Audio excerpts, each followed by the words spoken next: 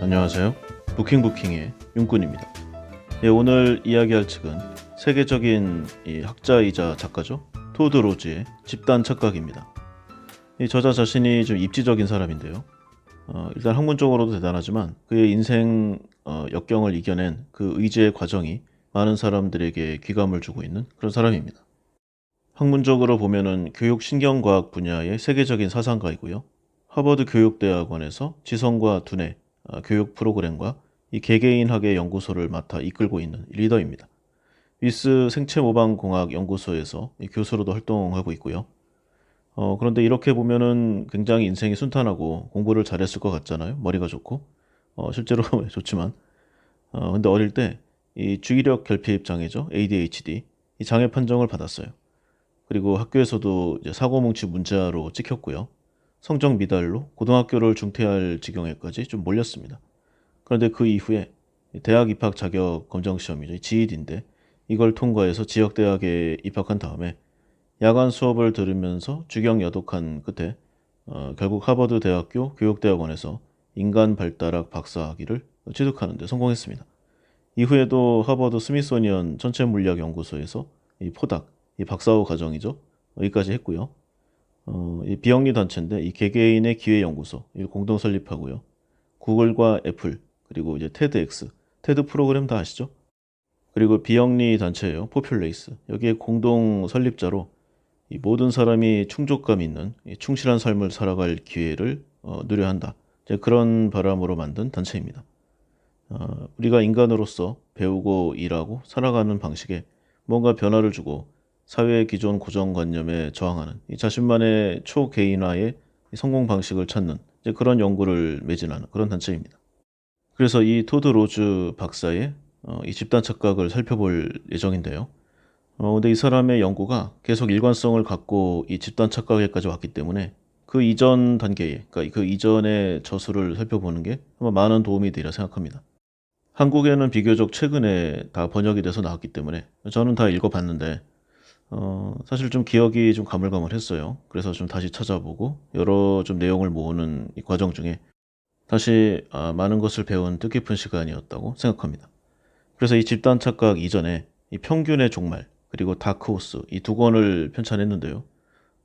이 집단 착각과 같이 해서 아주 간단하게 썸머리를 하고 시작하도록 하겠습니다.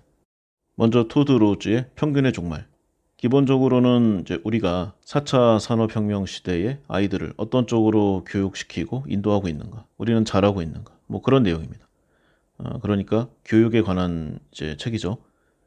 4차 산업혁명이란 말도 이제는 좀 귀에 진부한 이제 그런 시대입니다.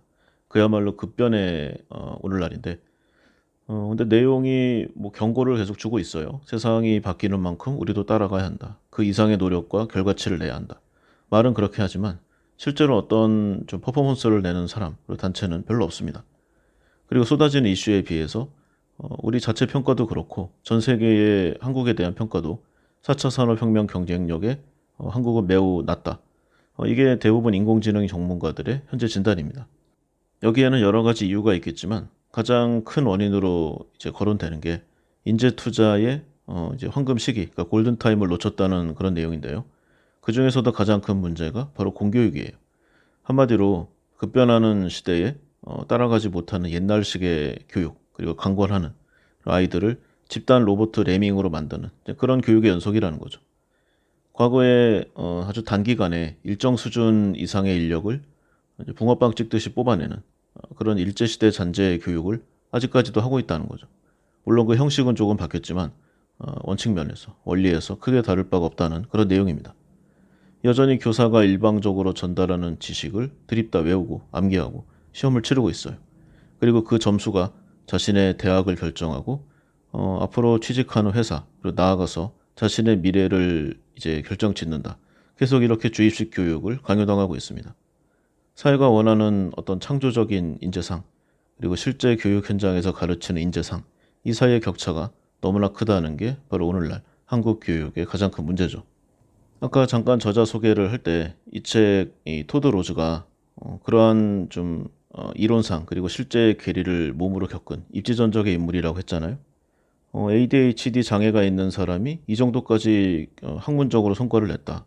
바로 이 사람이 기존 교육에 좀 반대되는 그런 증거라고 생각합니다. 워낙 주의가 산만해서 교사들에게 완전 문제아로 낙인 찍혔고요. 수업 내용을 제대로 이해할 수 없어서 낮은 성적을 받는 건 당연하고 좀 전응아 같다는 이제 그런 평가, 좀 모욕적이잖아요. 그런 좀 말도 많이 들었다고 합니다. 그것도 교사들한테서요. 그래서 평균적인 지능보다도 떨어지고 평균적인 좀 어떤 성격도 아닌 것 같으니까 밉보였지 않겠어요? 그래서 반강제적으로 저리 싫으면 중이 떠나라는 그런 좀 비난을 받으면서 어쩔 수 없이 학교를 떠나야 되는 그런 상황에 처했습니다. 한국식으로 보면은 자녀가 학교에서 좀 적응을 못해서 집에 있는다. 아니면 뭐 대안학교를 찾는다. 그러면 좀 망했다고 생각하잖아요. 우리 애가 이 정도밖에 안 되는 거. 아주 인생 다 산 것처럼 실망과 자책에 빠지는 그런 부모가 많습니다. 그런데 토드 로즈의 경우는 오히려 학교를 떠나면서 인생의 반전을 겪게 돼요. 예전에 주입식 교육과 집단화 교육에서는 얻지 못했던 그리고 인정받지 못했던 자신의 재능을 발견했고요. 일방적인 주입식 수업 대신에 스스로에게 맞는 학습법을 찾아서 아주 흥미롭게 분야를 공부하고 개척해 나갔습니다. 그리고 그 결과로 이제는 전 세계에서도 최고 수준의 교육학 권위자로 꼽히는 그야말로 글로벌 인사가 되었어요. 그래서 자신과 같이 어떤 좀 평균이라는 과연 누가 어떤 기준으로 만들었는지도 모르는 그런 허울뿐인 허상에 가려져서 세상의 인정을 받지 못하고 부모나 교사에게 칭찬을 받지 못하는 그런 아이들을 위한 연구를 이어가고 있는 그런 사람입니다. 그런 사람이 이 책을 썼으니까 당연히 그 깨달음이 곳곳에 녹아져 있겠죠. 그래서 이 책에서 평균적인 재능과 평균적인 지능, 평균적인 성격, 기타 여러 가지의 이 평균이라는 것은 존재하지 않고 심지어 그 같은 개념이 완전히 잘못된 이제 어떤 상상이 빚어낸 허상임을 여실히 밝히고 있습니다. 그리고 평균이라는 잘못된 기준을 대신할 미래의 사회에 이 혁신적 교육법과 새로운 평가법을 또 제안하고 있죠. 모든 사람이 말은 그렇게 합니다. 교육이 가장 중요하다. 인재가 귀중하다. 교육은 국가의 백년지탱이다. 다들 입 바른 소리입니다. 아무도 지금의 교육을 바꾸려고 하지 않아요. 아이의 타고난 재능을 발견해서 능력을 발휘하도록 가르치는 일. 그런데 힘들잖아요. 지금 사실 돈 벌기가 너무 힘들고 고단하니까 아이는 학교에 맡겨버리고 좀 보육교사라던가 아니면은 이모님 여기에 던져버립니다. 이런 상황에서 어떻게 4차 산업혁명 시대에 필요한 창조적 인재를 육성하고 이뤄낼 것인가. 어림도 없는 일이겠죠. 그래서 결과적으로 공교육이 이걸 좀 받쳐줘야 되는데 지금 국가 정책이라던가 아니면은 학교에서 일어난 여러 가지 일들을 보면은 지금 수준도 유지하지 못할 거라는 암울한 전망을 아마도 동의를 해야 될 것 같아요. 우리나라뿐만이 아닙니다. 미국도 뭐 형식은 다르지만 비슷해요. 모든 아이가 연령대별로 비슷하거나 동일한 교육을 받고 있고요. 개인성을 소중히 여기기보다는 어떤 지침 또는 집단에 적응하는 것을 더 중요히 여기는 그런 환경입니다. 여기서는 뭐 교사라던가 학부모, 학생 모두 이 평균의 함정에 빠질 수밖에 없죠. 그리고 비교 대상도 그렇습니다. 내 아이가 태어난 그 순간부터 각각의 부모는 자신의 아이가 어떤 평균적 발달에 맞춰 성장하는지 아니면 그에 못 미치는지 아주 비교하고 초조해하는 그 과정을 계속 겪어요. 심지어는 그 어릴 때부터 누가 먼저 몸을 뒤집었는가, 누가 먼저 옹알이를 했는가, 누가 먼저 일어서서 뭐 걸을 수 있는가. 계속 비교에 비교를 하면서 매일같이 이뻐하는 척하면서 서로 칼날과 총알을 교환하고 있는 그런 살벌한 시대입니다. 애초에 비교라는 게 말이 안 되는 게 세상은 이제 글로벌 경쟁이잖아요. 그러니까 나의 옆에 있는 아이, 우리 옆집에 사는 아이, 우리 아이가 가는 유아원, 유치원, 초등학교 여기에 있는 다른 아이들과 계속 비교를 합니다. 근데 이게 무슨 의미가 있습니까? 전 세계 사람들과 싸워야 한다는 걸 알고 있잖아요. 사실 싸운다는 표현도 좀 그렇지만 그리고 부의 기준도 그렇습니다. 보통은 누가 뭐 땅을 산다거나 아니면 좋은 아파트, 비싼 아파트를 샀다. 그러면은 겉으로는 축하하는지 모르지만 속으로는 배 아파하고요. 비교 분석하고 계속 여기에 매진합니다. 그리고 여기를 잊지 못하는 어떻게든 깎아내리는 그런 경우도 많이 있어요. 그런데 정말로 도토리 키재기 아닌가요? 부를 비교한다는 것도 뭐 우스운 일입니다. 세상에 뭐 돈이 중요한 것은 맞지만 100%는 아니잖아요. 그러니까 오로지 모든 사람의 역량과 성격 그리고 그 가치를 돈을 얼마를 벌어오는지에 초점이 맞춰서 아니면 얼마를 모았는지라고 하는 게 더 정확할 수도 있겠지만 어쨌든 그런 방향으로 계속 비교하고 분석하고 그리고 나보다 돈이 없거나 나보다 좀 값이 떨어진 아파트에 살거나 그런 사람을 무시합니다. 그런데 만약 그런 식으로 생각해 보면은요. 저기 재벌 회장이라던가 뭐 빌 게이츠, 워렌 버핏 그런 사람들이 보기에 한 연봉 몇 천만 원 아니면은 서울 시내에 몇 억 몇십억 아파트 사는 사람들 가치가 있을까요? 당연히 그런 분들은 이런 생각 안 하겠지만 적어도 이제 금액 자체만으로 비교해 보면은 생각할 가치도 없는 그런 수준, 그런 문제잖아요.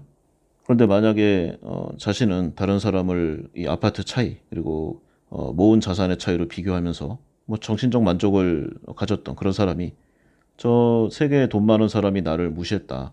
나보다 돈 많은 것으로 나를 업신여겼다. 그럼 어떻게 대응하겠습니까? 아마도 뭐 난리 나겠죠? 자신에게는 관대하면서도 타인에게는 잔인한, 아주 냉철한 이런 사람들의 온갖 이기심이 서로의 이제 비교 분석으로 신분의 위치를 평가해 보고 싶은 그런 결과로 귀결되는 아주 씁쓸한 현상이 오늘날 한국에 만연되어 있는 것 같습니다.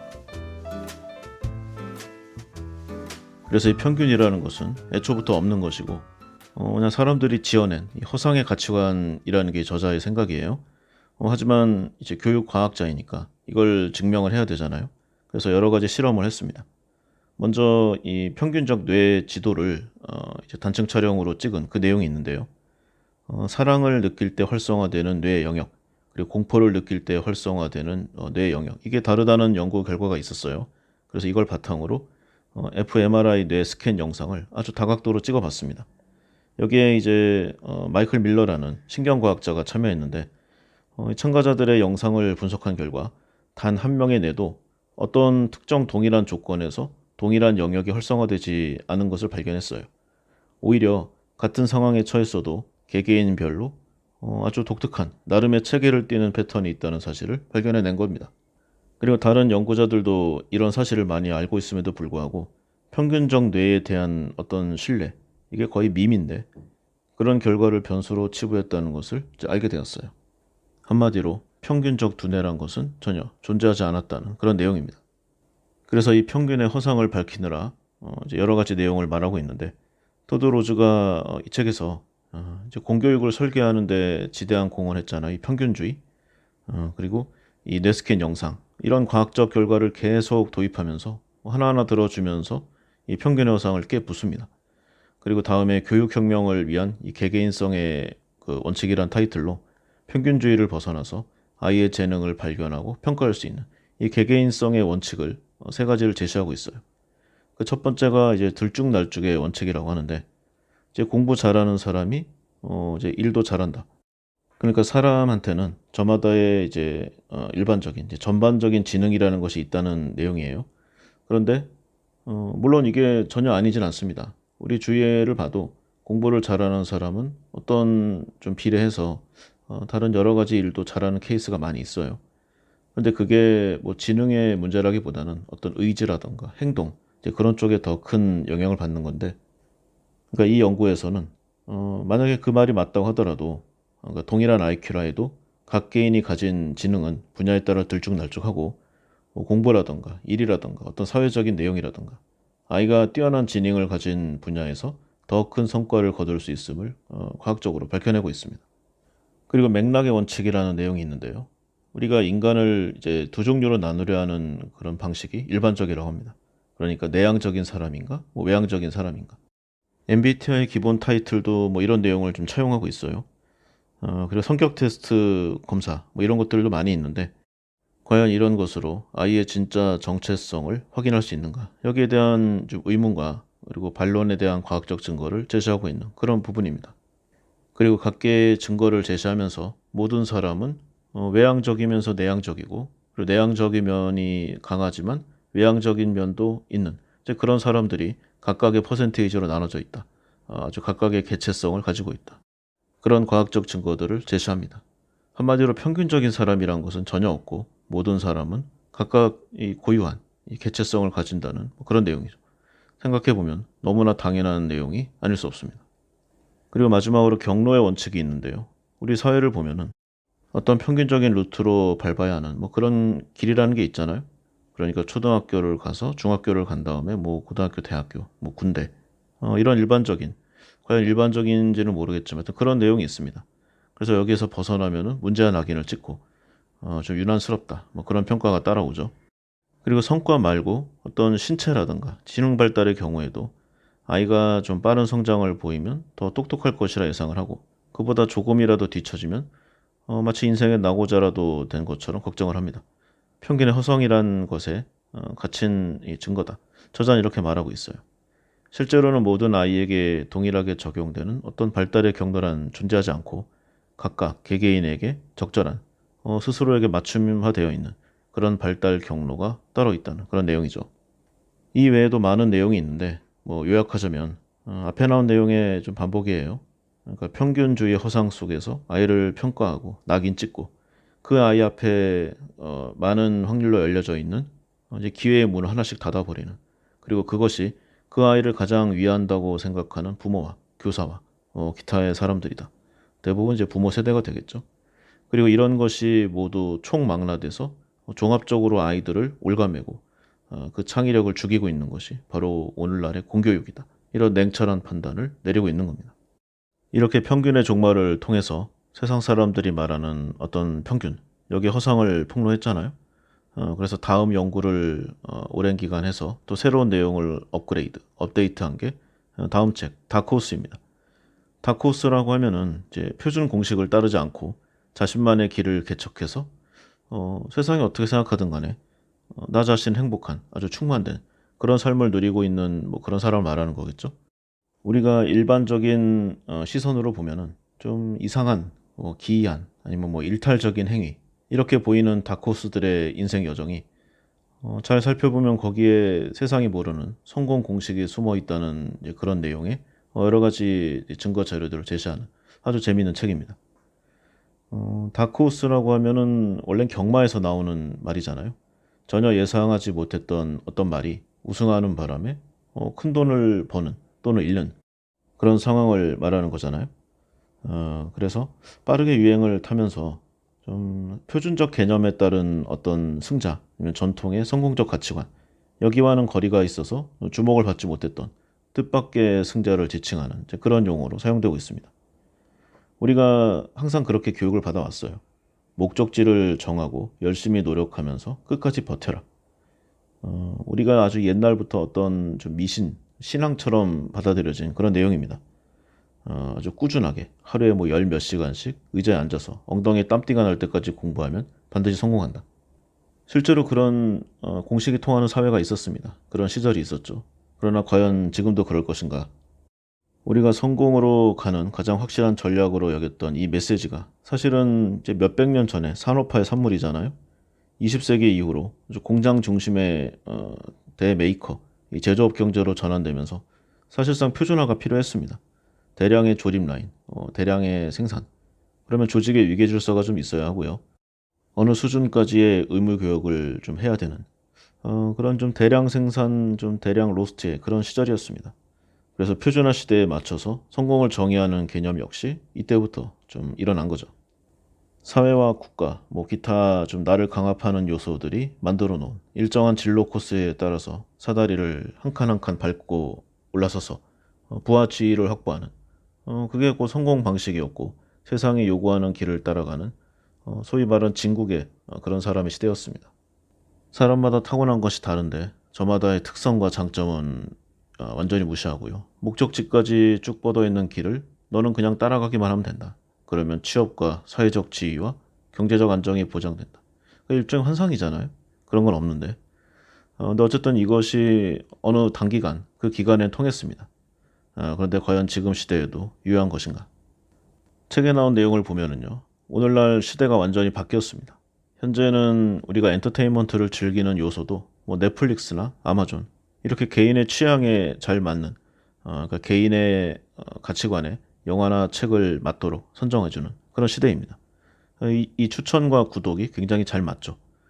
그리고 뭐 개인별 맞춤 검색, 개인 맞춤형 뉴스, 각종 SNS도 개개인화되어 있습니다. 이 기술들의 공통된 특징이 바로 퍼스널라이제이션인데 아까 그 개인화잖아요. 그래서 기존의 대규모 고정적이고 유계적인 조직이 주축을 이룬 산업 경제에서 오늘날은 이제 개인화, 자영업자, 뭐 프리 에이전트, 프리랜서 이렇게 점점 다양하고 분권화되는 그런 경제 지식 사회로 전환하는 그런 상황입니다. 그러면 일반적인 평균을 벗어나는 다크호스들 좀 굉장히 반항아 같잖아요. 세상이 부여하는 게임의 규칙을 거부하고 성공한 사람들, 좀 이상한 사람들, 거친 사람들, 아니면 괴짜다. 이런 인식을 갖기 쉬운데요. 물론 대범하고 저돌적인 성격이 있을 겁니다. 그러니까 세상이 부여한 어떤 기준에 반항을 했겠죠. 자신만의 성과를 낸 것도 여기에 기인하겠고. 그러나 굉장히 공손하면서도 소심한 그런 부분이 있습니다. 사람은 다 이런 면도 있고 저런 면도 있지 않겠어요? 어떤 사람은 좀 분열과 조장을 즐기는가 하면 어떤 사람은 좀 화해와 관용적 태도를 가진 그런 사람도 있는 겁니다. 그리고 잘 가다가 갑자기 진로를 바꿔서 전혀 다른 분야로 뛰어든 성공한 사람들도 있어요. 예를 들어서 뭐 문학이나 사회학 박사학위를 취득한 다음에 어떤 좀 생물학 전문가가 되거나 아니면 이공계로 가는 사람도 있고요. 아니면 아이비리그 대학에서 언어학을 전공하다가 중간에 이제 세계적인 갬블러, 여기서 사례는 포커로 나왔는데 이렇게 세계적인 포커 플레이어로 변신한 여성의 사례도 등장합니다.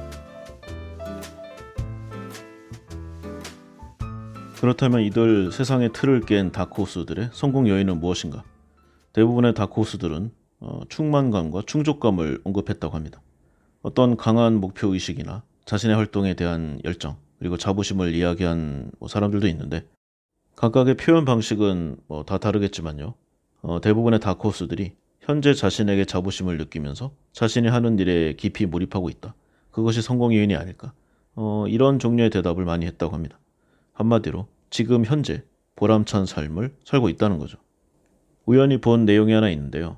이제 2010년 정도에 이제 5인 가족이에요. 이제 젊은 남녀 부부가 이제 아이 셋을 데리고 전 세계 여행을 떠났어요. 아마 남편이 프로그램 개발자고 이제 여성이 막 교육자인가? 막 그런 가정이었을 겁니다. 근데 아이들이 어리니까 세계 여행을 하기에는 여러 가지로 좀 문제점이 있을 거고 비용도 좀 어려움이 있을 거 아니에요. 물론 그 남자가 이제 개발자니까 아마 장소의 구애 없이 어느 정도는 수입을 볼 수 있었을 겁니다. 근데 그렇게 하면 여행의 의미가 많이 퇴색되잖아요. 그래서 이 두 부부는 오랜 고민 끝에 가지고 있는 자산 전액을 코인으로 바꿨다고 합니다. 개인적으로 저는 이 코인이라는 투자처를 그렇게 좋아하지 않고 사실상 신뢰하지도 않습니다. 그러나 그와는 별개로 이 두 부부의 결정은 보통 정상적이라고 생각하지 않는 아주 독특한, 그리고 그런 면에서 저는 상당히 존중하고 있어요. 그래서 그때 이제 구매 단가가 아마 코인 한 개당 몇십 달러 아니면 몇백 달러 그 정도였다고 들었어요. 그런데 중간에 한번 정산했다고 해요. 2018년인가 19년도. 그러니까 코인 가격이 굉장히 비쌀 때잖아요. 그리고 상당수는 아직도 보유하고 있는, 최근 업데이트된 거는 못 봤는데 하여간 좀 그런 상황이라고 합니다. 그러니까 보통 사람이 이제 수십 년 이상 벌어도 만지지 못할 그런 부를 이미 거머쥐었다고 할 수 있어요. 물론 중간에 좀 매도를 했을 수도 있겠지만 어쨌든 이제 보통 사람이 버는 것보다는 훨씬 많이 이미 수입을 거뒀으리라 짐작합니다. 그러니까 여기에는 다소 좀 모험적인 부분이 있겠지만 자신들만의 방식으로 미래를 개척했다고도 생각이 돼요. 그게 코인이라는 점이 좀 저의 가치관과는 다르지만 이 책의 내용 자체가 이제 초개인화, 본인이 잘 적용을 해서 만족하고 일정치의 결과를 내면 그것은 성공한 것이다. 그러니까 제가 제 기준으로 뭐 코인이 좋다 안 좋다 하는 것도 어쩌면 좀 일반화, 평균의 오류라고도 뭐 할 수 있겠죠. 그러니까 방법은 각양각색이라는 겁니다. 이렇게 이 책에 나온 이제 많은 사람들이, 그러니까 다크호스들이 기존의 평균적인 여러 내용이 이제 잘못된 선택임을 느끼게 하는 자신만의 인생 철학을 공유해주고 있어요. 그들은 개개인성을 활용해서 실력과 즐거움을 이제 둘 다 얻은 그런 사람들이죠.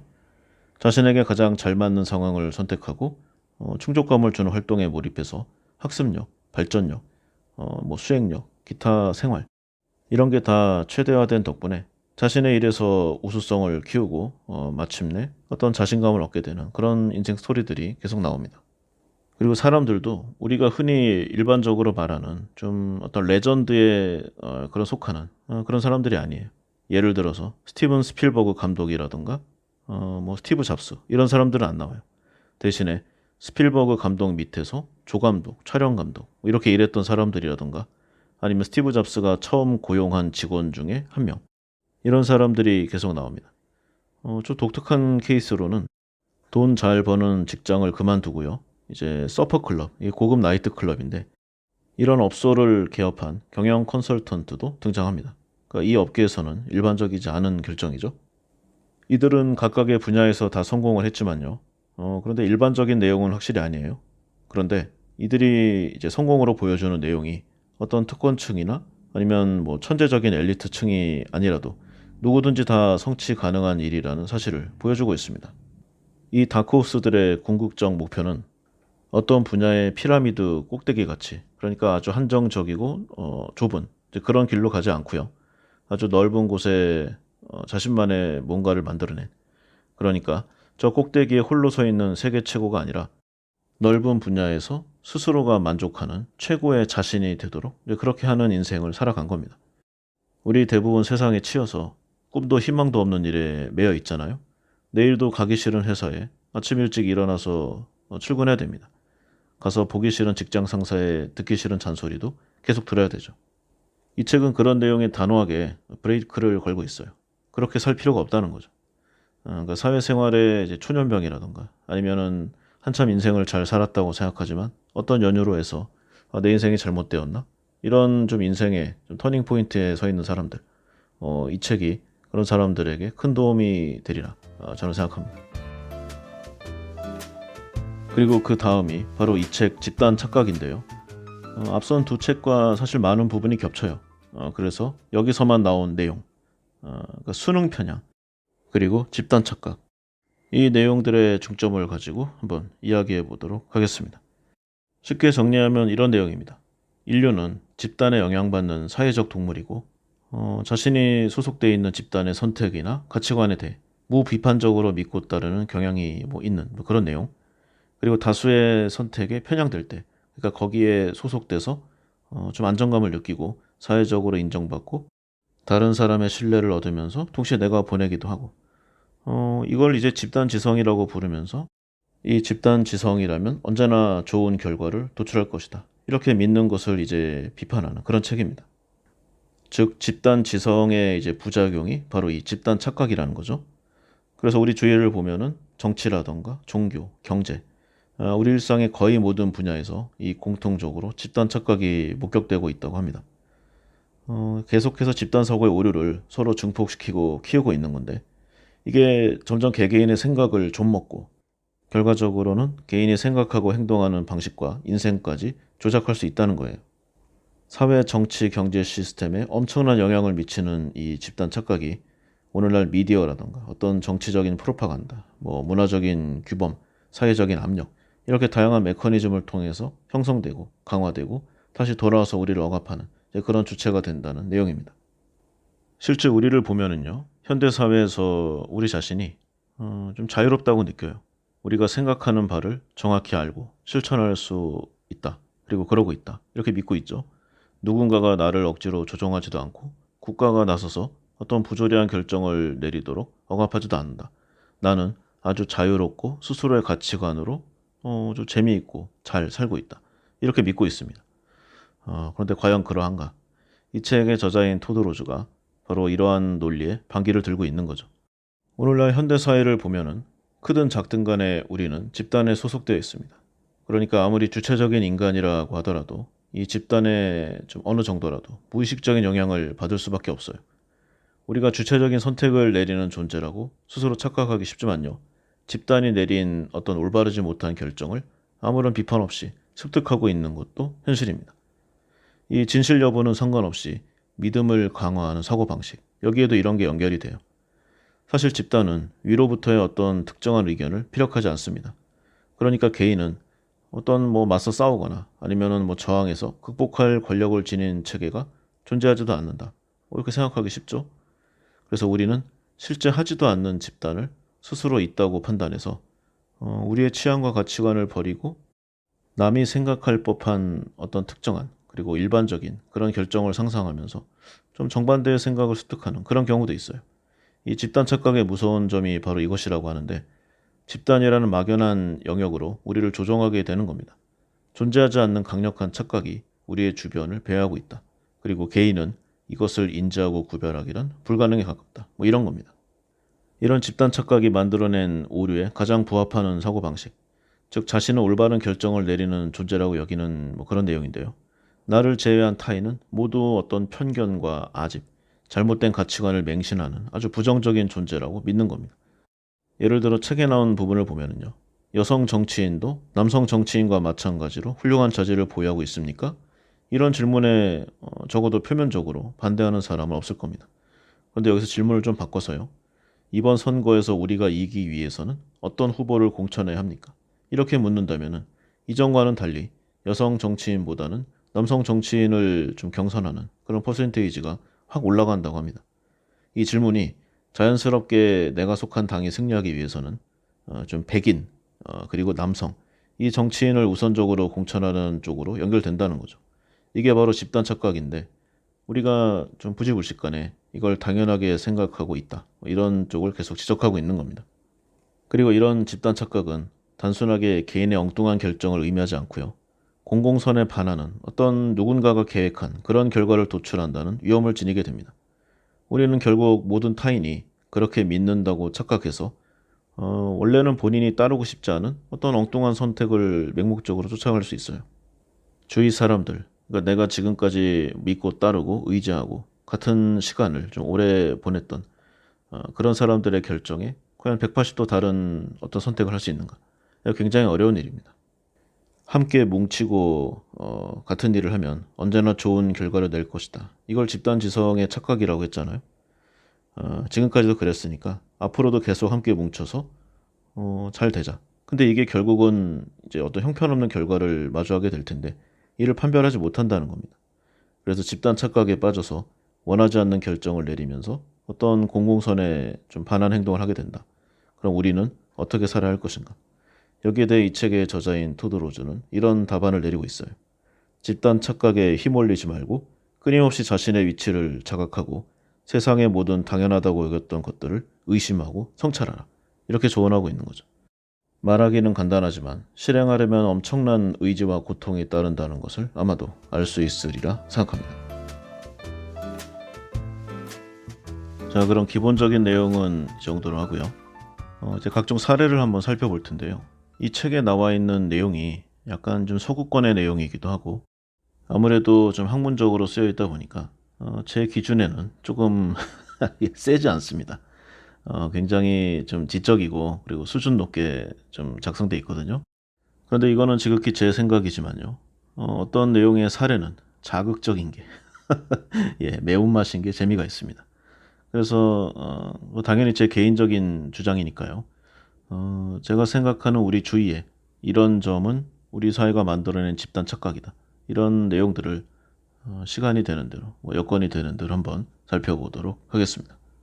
먼저 이 책이 기본적으로는 이제 교육 전문가에 의해 쓰여진 책이니까요. 아이들, 정확히는 아이들의 교육, 이런 내용을 한번 이야기해 보도록 하겠습니다. 타이틀은 이제 이런 거죠. 아이들은 정말 순수한가? 아이들은 정말 해맑은가? 이런 내용입니다. 보통 이런 말들을 많이 합니다. 사고를 친 자기 아이들. 우리 애는 착한데 친구들을 잘못 만나서. 우리가 맞벌이 부부를 해서 애를 볼 시간이 부족해서 이런 결과가 나왔다. 우리의 가난이 죄다. 우리가 돈을 못 벌어서 좋은 기회를 제공하지 못했다. 뭐 이런 자책성 뭐 내용이 많이 있습니다. 그러면 정말 좋은 환경에서 그 외 병원에 보면은 이제 면역이 약한 아이들을 위해서 이제 무균실을 설치하잖아요. 그런 환경에서 키우면은 해맑고 착하고 천사 같은 아이로 자랄 것인가? 그 아이들에게 어떤 타고난 악함이나 불순함은 없는가? 여기에 대해서는 많은 뭐 각양각색의 답이 나올 수 있겠지만요. 저는 불순함, 악함, 성악설에 가까운 저는 다 있다고 봅니다. 이 분노와 자책의 어디인가에 있을 법한 그런 생각들. 환경만 아니었어도 정말 순수하고 착하고 발랄한 아이가 되었을 텐데. 가학하는, 그러니까 부모가 잘못된 뭐 그런 상황이 잘못된 것인데 저렇게 불쌍한 아이를 어떻게 나쁘다, 교활하다, 뭐 이렇게 성토할 수 있을 것인가? 이런 내용들이 많이 있습니다. 그런데 이 책의 저자가 일관되게 주장하잖아요. 한쪽으로만 치우친 내용은 없다. 사람에게는 각양각색의 다양한 면이 존재한다. 그러니까 이 아이들도 좋은 면, 나쁜 면, 착한 면, 악한 면 다 존재합니다. 그러니까 어떤 환경과 교육을 받느냐에 따라서 당연히 달라지겠죠. 우리 모두 어린 시절을 겪었습니다. 제가 가장 충격적인 장면이 하나 떠오르는 게 있는데 제가 어린 시절에 초등학교 한 1, 2학년인가? 그때 굉장히 예쁜 짝꿍이 하나 있었어요. 모든 남자애들이 그 여자애와 짝꿍이 되려고 예, 나름 여러 가지 노력들을 했습니다. 보통의 우유 급식이 있잖아요. 그런 흰 우유가 많이 오는데 요즘도 하는지 모르겠지만 거기에 가주 간혹 초코우유와 딸기우유가 몇 개씩 섞여 있는 날이 있었습니다. 필사적으로 그거를 획득해서 그 아이의 흰 우유와 바꿔주는 참 어린 시절의 추억이었는데 하여튼 그런 여자아이가 있었어요. 그런데 어느 날 그 아이가 지나가는 자기 길에 방해가 된다고 메뚜기, 사마귀 그리고 개미를 밟아 죽이는 거예요. 그냥 아무 이유 없이.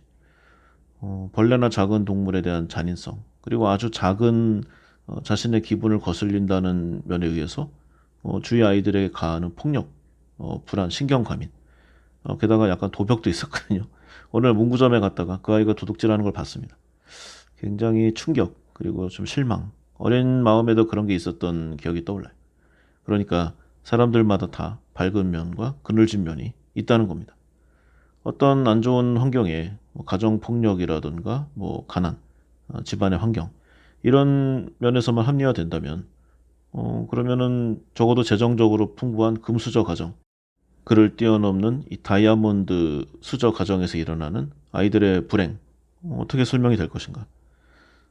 사람마다 아주 당연하게도 타고난 결정과 모순이 있음이 분명합니다. 이거를 하나하나 개선하고 교육으로 보듬어가면서 좀 봐줘야 될 거 아니에요? 적어도 부모나 교사라면은. 그런데 아주 일방적으로 우리 아이는 절대선, 그리고 이 아이는 포기해야 되는 절대악. 이런 식으로 낙인을 찍어버립니다. 아이들도 그렇습니다. 순진하지만 교활하고요. 투명하지만 더럽습니다. 아이들도 인간이거든요. 네가 가지고 있는 그 모습 그대로 너를 사랑해. 그러니까 너를 위해서 엄격한 교육을 해야 할 책임이 있다. 적어도 정상적인 부모라면 이렇게 행동해야 할 것입니다. 생각해 보면은요, 순수함이라는 표현도 좀 잘못된 것 같아요. 좀 무지성, 이런 내용을 좋은 말로 표현한 것뿐이 아닌가. 저는 이런 생각도 해봅니다. 아이들이 아무래도 어른에 비해서 경험치가 적잖아요. 세상에 대한 경험이 적고 지식이 덜 쌓였기 때문에 어른에 비해서 좀 다른 방향의 생각을 할 뿐이지. 아이들 모두 나름대로의 자신을 위한 초이기적인 계산을 하고 행동을 함이 당연합니다. 다만 어른 입장에서는 내 자식이니까 그냥 순수하고 귀엽다 이렇게 애정어린 시선으로 바라볼 뿐이죠. 각종 이제 초등학교 교사들이 모이는 그런 사이트를 보면은요, 요즘 초등학생들에 대한 좀 생각이 그리고 그들의 행동이 잘 기록되어 있다고 합니다. 한마디로 굉장히 이기적이고 어쩌면 순진한 얼굴을 한 악마들이 아닌가 이제 그런 내용의 성토들이 굉장히 많다고 해요. 어떠한 상황에서도 자신의 자식들을 위한 이제 모든 배려와 그리고 액션을 하는 이 이기적인 부모들 이게 계속되면은요 대학교 이후 이 직장에 가서라도 이 본인 대신 부모가 전화를 해서 우리 애가 지금 아프니까 휴가를 달라 예, 이런 잊지 못할 그런 일들로 이어지고 있습니다. 사례 자체도 끝도 없어요. 요즘은 대부분 급식이라고 하잖아요. 근데 우리 애가 급식에 고기를 못 먹으니까 또는 생선을 못 먹으니까 아이에게 맞춰서 뭐를 해달라. 뭐를 어떻게 해달라. 근데 만약에 이게 어떤 건강상이라든가 알러지가 있을 수 있잖아요. 그런 문제라면은 이해는 하겠는데 이 수백 명이 먹는 단체 급식을 순전히 자기 자식 하나의 기호에 따라서 입맛대로 바꾸려는 시도 그리고 이거를 담임교사라든가 학교가 들어주지 않으면 바로 교육청에 신고하는 그런 일들이 이어집니다. 그리고 대부분 너무 귀하게 자랐어요. 그래서 한 반이 이제 한 2, 30명 되는데 전부 다 각각의 좀 왕입니다. 아이들이 조금만 마음에 안 들거나 기분에 좀 벗어나는 그런 걸 하면은 이제 울고불고 부모에게 졸라가지고 어떻게든 관철을 시켜요. 그러면 일부 부모들은 일부가 사실 계속 좀 넓어지고 있지만요. 자기 애가 이제 상처받는 거를 못 참아요. 그래서 아이가 기분이 나쁠 수 있는 모든 순간을 다 참여하고 자기는 그냥 말하면 끝입니다. 근데 이거를 이제 학교와 교사에게 이제 밀어 넣는 거죠. 그러니까 회피하는 겁니다. 이러면 교사들은 점점 아이들에게 할 말을 이제 참겠죠? 왜냐하면 귀찮고 힘드니까. 그러니까 처음에는 이제 아이들을 위한 어떤, 물론 직업적으로 왔을 수도 있겠지만요. 아이들을 위한 여러 가지 좀 열성과 열의로 가득 찼던 사람들이 점점 이제 아이들을 싫어하고 좀 심각할 때는 혐오하게끔 되는 이제 그런 상황이 벌어지게 되는 겁니다. 그러면 이제 자포자기에 빠져요. 그래 마음대로 해라. 어차피 내 자식도 아니니까. 이런 수순을 밟을 수도 있게 되는 겁니다. 다들 교육 전문가잖아요. 학교의 선생님들. 부모가 아이를 위한다고 하는 행동들이 결국 아이의 성장을 포기하게 만드는 뭐 그런 내용인데 이게 부모를 설득시키는 것이 너무 힘듭니다. 그래, 평생 부모의 바람대로 네 입맛에 맞는 사람들이랑만 살아라. 결국 이렇게 될 수 있는 상황에 빠지게 되면 이제 교육은 무너지게 되는 거죠. 그럼 아이는 이런 상황에서 무엇을 배울 것인가? 아마 이러지 않겠습니까? 내가 원하는 것은 우리 부모님한테 말씀드리면 뭐든 이룰 수 있다. 조금만 울어주면 된다. 비단 아이가 아니라 성인이라고 하더라도 어느 정도 이렇게 되는 것이 당연할 겁니다. 당연히 아이들은 더 심할 거고요. 점점 손해를 참지 못하고 아무렇지도 않게 분노를 터뜨리면서 이 공동생활의 규칙을 나는 지키지 않고 나는 예외를 할 거다. 이런 마인드로 굳어지게 될 겁니다. 그런데 방송이나 어떤 미디어를 보면은요. 좀 이상한 전문가들이 너무 많습니다. 특정인을 지적하려는 건 아니고요. 어떤 미디어라던가 아니면 좀 이상한 부모 아니면은 저 스포트라이트를 많이 받는 전문가들. 이 부모가 만든 이상한 아이들 그리고 초이기적인 아이들로 세상이 이제 제멋대로 굴러가게 될 텐데 이런 아이들이 이제 시간이 지나면 어른이 될 거잖아요. 이 상태로 어른이 된 아이들의 이기적인 마인드 그리고 그러한 행동 방식이 과연 우리나라를 어떻게 만들 것인가 저는 굉장히 걱정이 됩니다. 이 상황들은 지금 현재 진행형이에요. 이렇게 초등학교 시절을 보낸 아이들이 이제 중학교, 고등학교로 가면 어떻게 될 것인가? 혹시 관심 있는 분들은 요즘 학교에 소위 말해서 일진, 좀 폭력적인 성향이 있는 아이들이잖아요. 이 학교 폭력의 현재가 어딘지를 좀 잘 모르시는 것 같습니다. 옛날에도 우리 때도 뭐 폭력이 없는 학교는 없었어요. 어느 정도의 뭐 치고받고 싸우고 그런 건 다 있었습니다. 그런데 이제는 정말 완전히 그 수준이 달라서 집요하고 잔인하고 폭력적입니다. 그리고 소셜 네트워크 서비스가 발달했잖아요. 이 SNS가 또 문제를 확장합니다. 아주 조직적이면서 체계화가 되어 있어서 A 학교에 이제 일진, 이 노는 아이들, 이런 아이들이 B 학교하고 또 네트워크를 가집니다. 학교 폭력의 피해자는 학교를 옮겨도 아무 의미가 없어요. 10대 시절이 지옥으로 변해버리는 겁니다. 어렵게 전학을 하더라도 괴롭히던 학생들이 그 학교에 또 정보를 다 알려서 장난감 하나 보낸다. 우리 학교 빵 셔틀 보낸다. 이런 식으로 폭력을 전파하는 겁니다. 해당 학생의 뭐 약점이라 아니면 신상 바로바로 전달이 돼요. 어떤 좀 굴욕적인 사진이라던가 정말 범죄에 가까운 영상 이런 것들도요. 아주 빠르게 이동이 됩니다.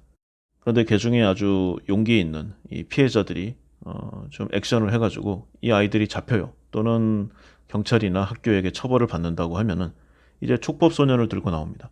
자기들이 나이상 이 처벌을 받지 않는다는 것을 알기 때문에 성인들보다 더 악랄하게 행동하고 사람을 괴롭힙니다. 그러니까 자신보다 약한 어떤 존재를 가만두지 않아요. 성인들은 뭐 가중처벌이 될 수도 있고 아니면 보복을 당할 수도 있다는 그런 좀 기본 자세가 있잖아요. 그래서 어떤 의미에서는 아이들보다도 좀 자제하는 그런 편입니다. 안 걸리면 되고 걸려도 별거 아니다.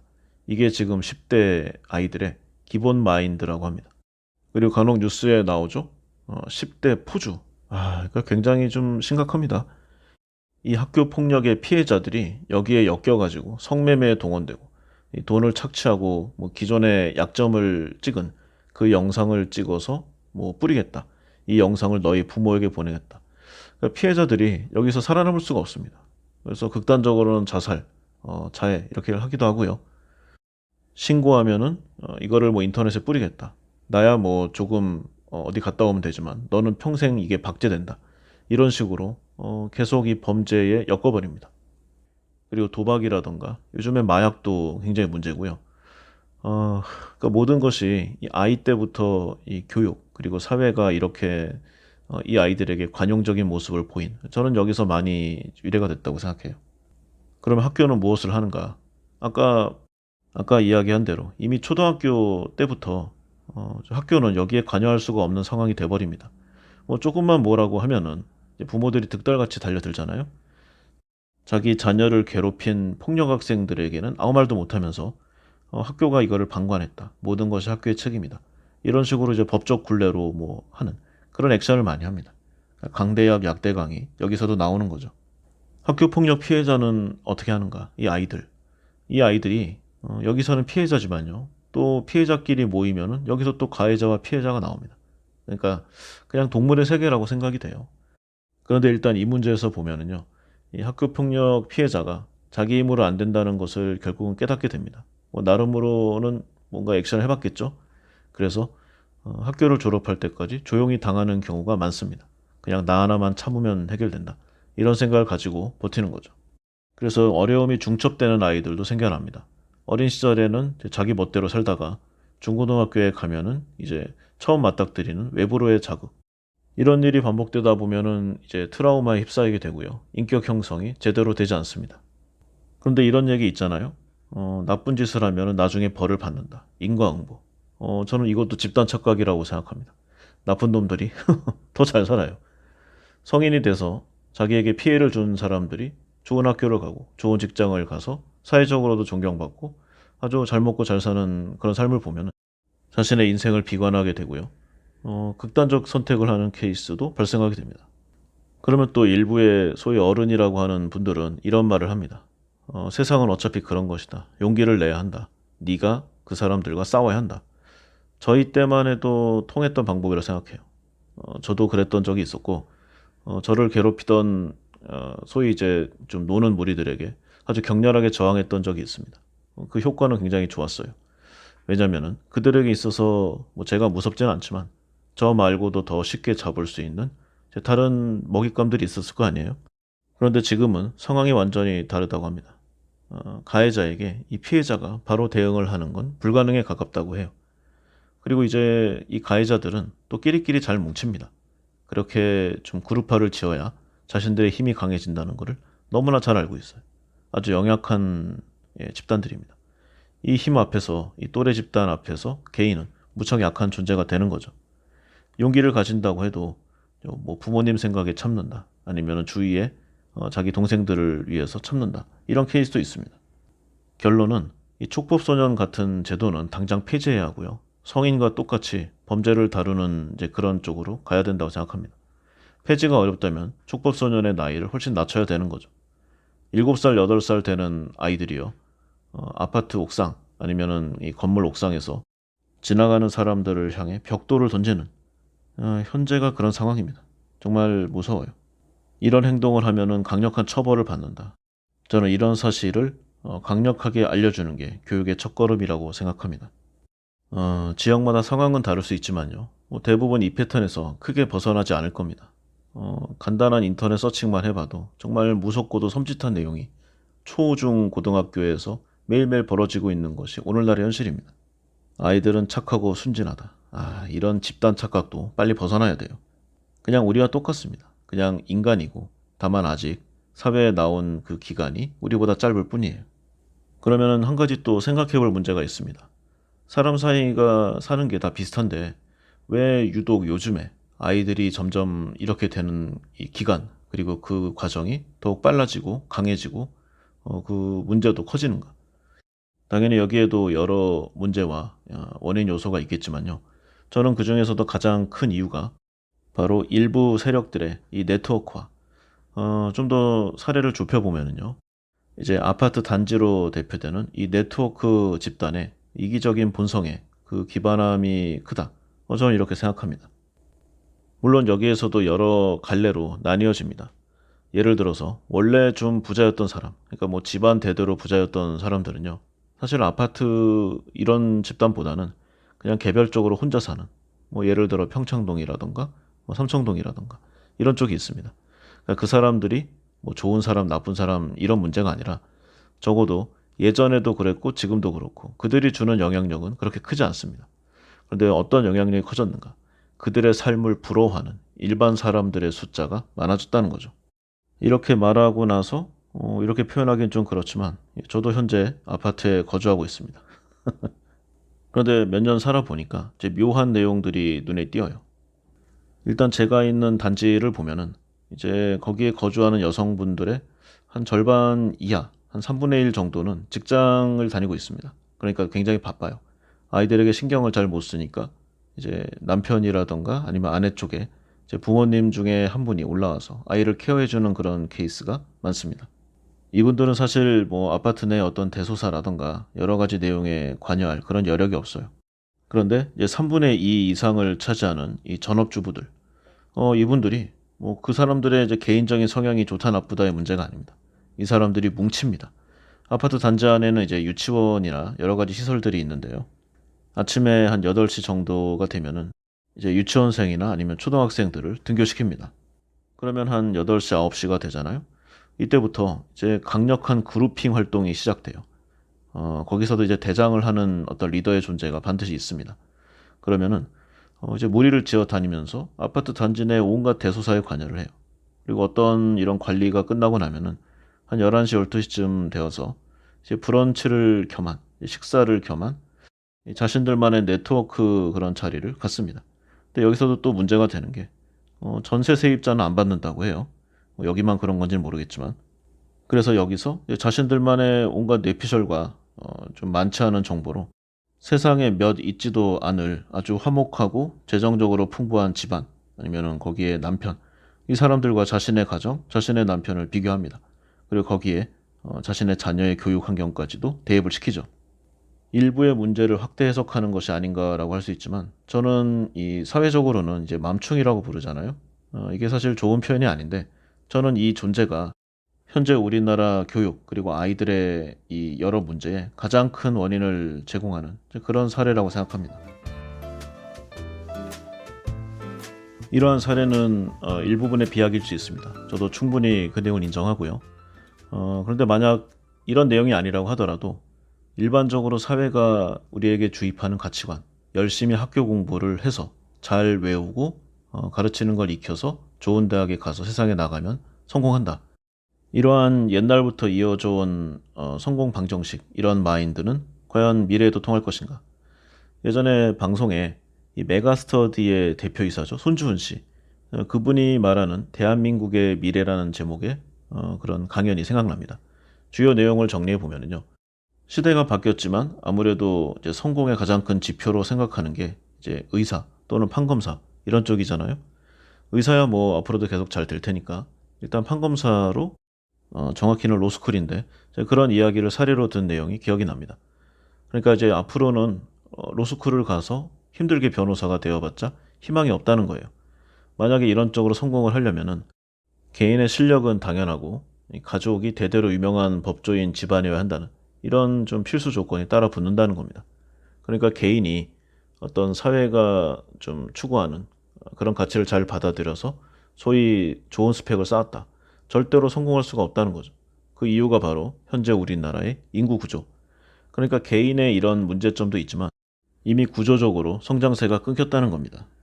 즉 우리나라에서 가장 성공한 교육가 중에 한 명인 이 손주원 씨가 보기로는 뭐 개인의 문제점도 있고 뭐 대입제도 이런 부분도 있지만 해결할 수 없는 인구 구조의 모순이 이미 너무나 심각한 수준에 이르렀다는 거죠. 이분이 말하기를 좀 극단적으로 표현해서 현재 부모들의 자녀 세대는 지금 세대, 그러니까 부모 세대보다 절대로 풍요롭고 행복하게 살 가능성이 없다는 겁니다. 인구학적으로 0%에 가깝다는 거죠. 인구학을 보면은 이제 삼각형에 가까운 그러니까 종 모양이 되는데 이게 장기적인 경제 성장의 가장 좋은 모습입니다. 우리나라도 한강의 기적으로 표현하잖아요. 전 세계 어디서도 이루지 못할 눈부신 경제 성장을 이뤄냈습니다. 그래서 1970년대부터 한 30년 넘게 평균적으로 10%가 넘는 안 될 때도 있었지만 이 경제 성장을 이뤄냈어요. 그리고 아주 당연하게도 이때 대한민국의 인구 구조는 종 모양이었습니다. 전 세계에서도 거의 넘버원 수준이에요. 실제로 제2차 세계대전 이후에 선진국 경제 체계에 들어선 나라는 한국이 유일합니다. 그런데 그 이후에 하나만 낳아서 잘 기르자는 이 잘못된 인구 정책을 너무 빨리 밀어붙였어요. 거기다 의료 기술이 아주 획기적으로 발전했잖아요. 고령화가 심각해졌습니다. 여기다가 전 세계 최고 수준의 의료보험 제도가 당연히 좋은 것인데 인구 구조에는 좋지 않습니다. 그래서 고령화가 계속 진행되면서 대한민국의 인구 구조가 역피라미드 구조가 되고 있습니다. 한마디로 다음 세대가 앞선 세대를 먹여 살려야 되는 이 인구 부양비가 급속도로 증가하고 있다는 거죠. 베이비붐 세대라고 하잖아요. 한 해에 100 몇십만 명씩이 쏟아져 나온 시기였습니다. 그런데 지금을 보면은 이제 달에 한 15,000명이 태어날까 말까예요. 그리고 그나마도 계속 줄어들고 있습니다. 그러니까 이제 늦게 태어날수록 세금 부담이 급격히 커질 수밖에 없고, 현재 한 20대 초중반의 젊은이들이 4, 50대가 된다. 그러면은 이제 가장 좀 열정적이고 활력적이고 경제적으로도 가장 여유 있어야 되는 시기인데 이제 불가능해진다는 겁니다. 그렇게 되면은 이제 세계 유례가 없는 역피라미드형 인구 구조니까 가장 빨리 가난하게 되고 결국 소멸하게 된다는 그런 아주 우울한 결론치에 도달하게 되는 거죠. 그리고 최악의 경우를 가정하는 것도 아니고 지금의 현재 데이터로 봤을 때 미래의 젊은이들이 노인 부양비, 세금, 각종 사회보장비, 기타 뭐 준조세, 소득의 70% 가량을 내야 합니다. 그러면은 지금 연봉 4천만 원을 신입에게 주는 회사가 그렇게 많지 않습니다. 거의 없다고 할 수 있죠. 그런데 그 정도 준다고 가정하고 여기에 2,800만 원을 내야 되는 겁니다. 그럼 1,200만 원으로 한 달에 100만 원이 남는 돈을 벌려고 힘들게 일을 해야 된다는 거죠. 이럴 바에는 차라리 현금으로 급여를 주는 아르바이트를 하는 게 더 남는 그런 시기가 이제 곧 오게 되는 겁니다. 한마디로 답이 없는 세상으로 가는 거죠. 그리고 여기에 비례하는 것이겠지만 현재 우리나라는 이미 초저성장 상태에 돌입했습니다. 그러니까 1년에 2% 성장을 못하는 거예요. 그러니까 이런 사회에서 좋은 대학을 가봤자, 그리고 공부의 끝판왕이라고 할 수 있는 이제 변호사, 이 로스쿨을 가봤자 일자리도 없고 연봉도 높지 않은 겁니다. 지금도 이제 인터넷 쳐보면은요, 굉장히 낮은 수입료를 받고 일을 하는 이 변호사들 많습니다. 그리고 실제 가처분 소득이 한 달에 200만 원이 안 되는 로스쿨 변호사들이 아주 널렸다고 해요. 이제 어린 시절부터 비인간적이고 아주 경쟁 지향적이고 부모의 간섭과 억압을 받아가면서 공부를 해서 대학 가는 것이 중요한 사회가 아닌 그런 시대가 된 겁니다. 보통 총 부양비로 이제 계산을 하는데요. 피부양 인구수를 부양 인구수로 나눈 다음에 곱하기 100을 하는 겁니다. 피부양 인구수는 어린이들과 노인, 부양 인구수는 생산 가능 인구라고 보면 되는데 이게 2018년에 37%가 나왔다고 해요. 그런데 2060년이 되면은 이 총 부양비가 120%. 전 세계 어느 나라도 이 숫자가 100%를 넘어본 적이 없는데 한국은 지금까지 어느 나라도 가보지 못한 길을 걸어가고 있는 겁니다. 그것도 가장 빨리 뛰어서 말이죠. 여기에 대해서 이 손주은 씨는 이런 해답을 내리고 있습니다. 지금의 젊은이들이 해야 하는 것은 대한민국을 떠나는 것이다. 이것이 유일하게 남은 방법이다. 이렇게 말이죠.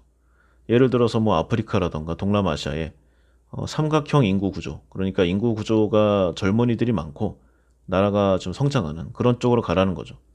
현재 기준으로 보면은 어떻게 봐도 우리나라, 대한민국이 그 나라보다 기술이라던가 아니면 국가의 인지도, 국력 다 높습니다. 그러니까 좀 좋은 상황에서 그 나라와 함께 성장할 수가 있다는 거죠. 그래서 발상 자체를 바꿔야 하고 이제 학교에서 가르쳐주는 저 의미 없는 옛날 학문을 더 이상 고루하게 배울 필요가 없다는 겁니다. 잠재 성장률이 이제 0으로 떨어지게 될 나라에서 아직도 한국의 부모들만 정신을 못 차리고 있다. 우리나라에서 사교육으로 가장 많은 돈을 번 사람 중에 한 명이 사교육을 비판하고 있는데 우리의 부모님들은 사교육을 가르치지 못해서 안달인 그런 상황이 참으로 안타깝습니다. 이제 명문대 진학은 성공이라는 옛날 가치관이 완전히 부서졌어요.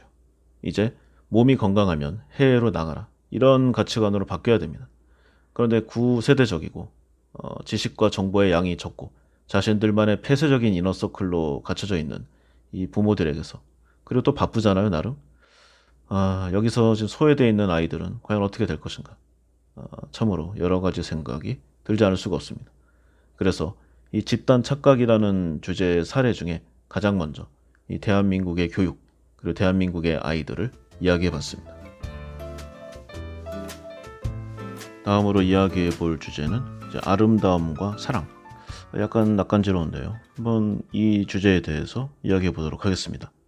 보통은 여러 가지 정의가 있습니다. 정신적인 사랑, 그리고 뭐 아가페, 에로스. 사람이 사람을 좋아하는 데는 뭐 외적인 면만 보는 게 아니다. 진짜 사랑은 그 내면까지 볼 수 있고 사랑할 줄 알아야 한다. 뭐 이런 내용들이 있습니다. 맞는 부분도 있고 아닌 부분도 있는 것 같아요. 일단 오랜 기간 이제 사랑을 넘어서 정의 단계에 이르기까지는 당연히 내적인 부분이 내면적인 아름다움이 중요하다고 생각합니다. 그런데요.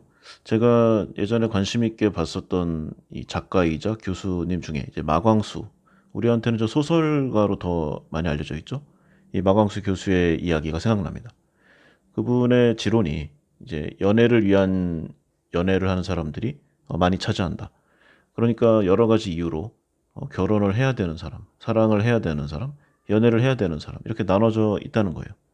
그래서 사회의 여러 가지 강요, 압박, 그리고 스스로가 상대방을 사랑한다. 이런 착각된 마음이 결국 결혼으로 이어진다는 거죠.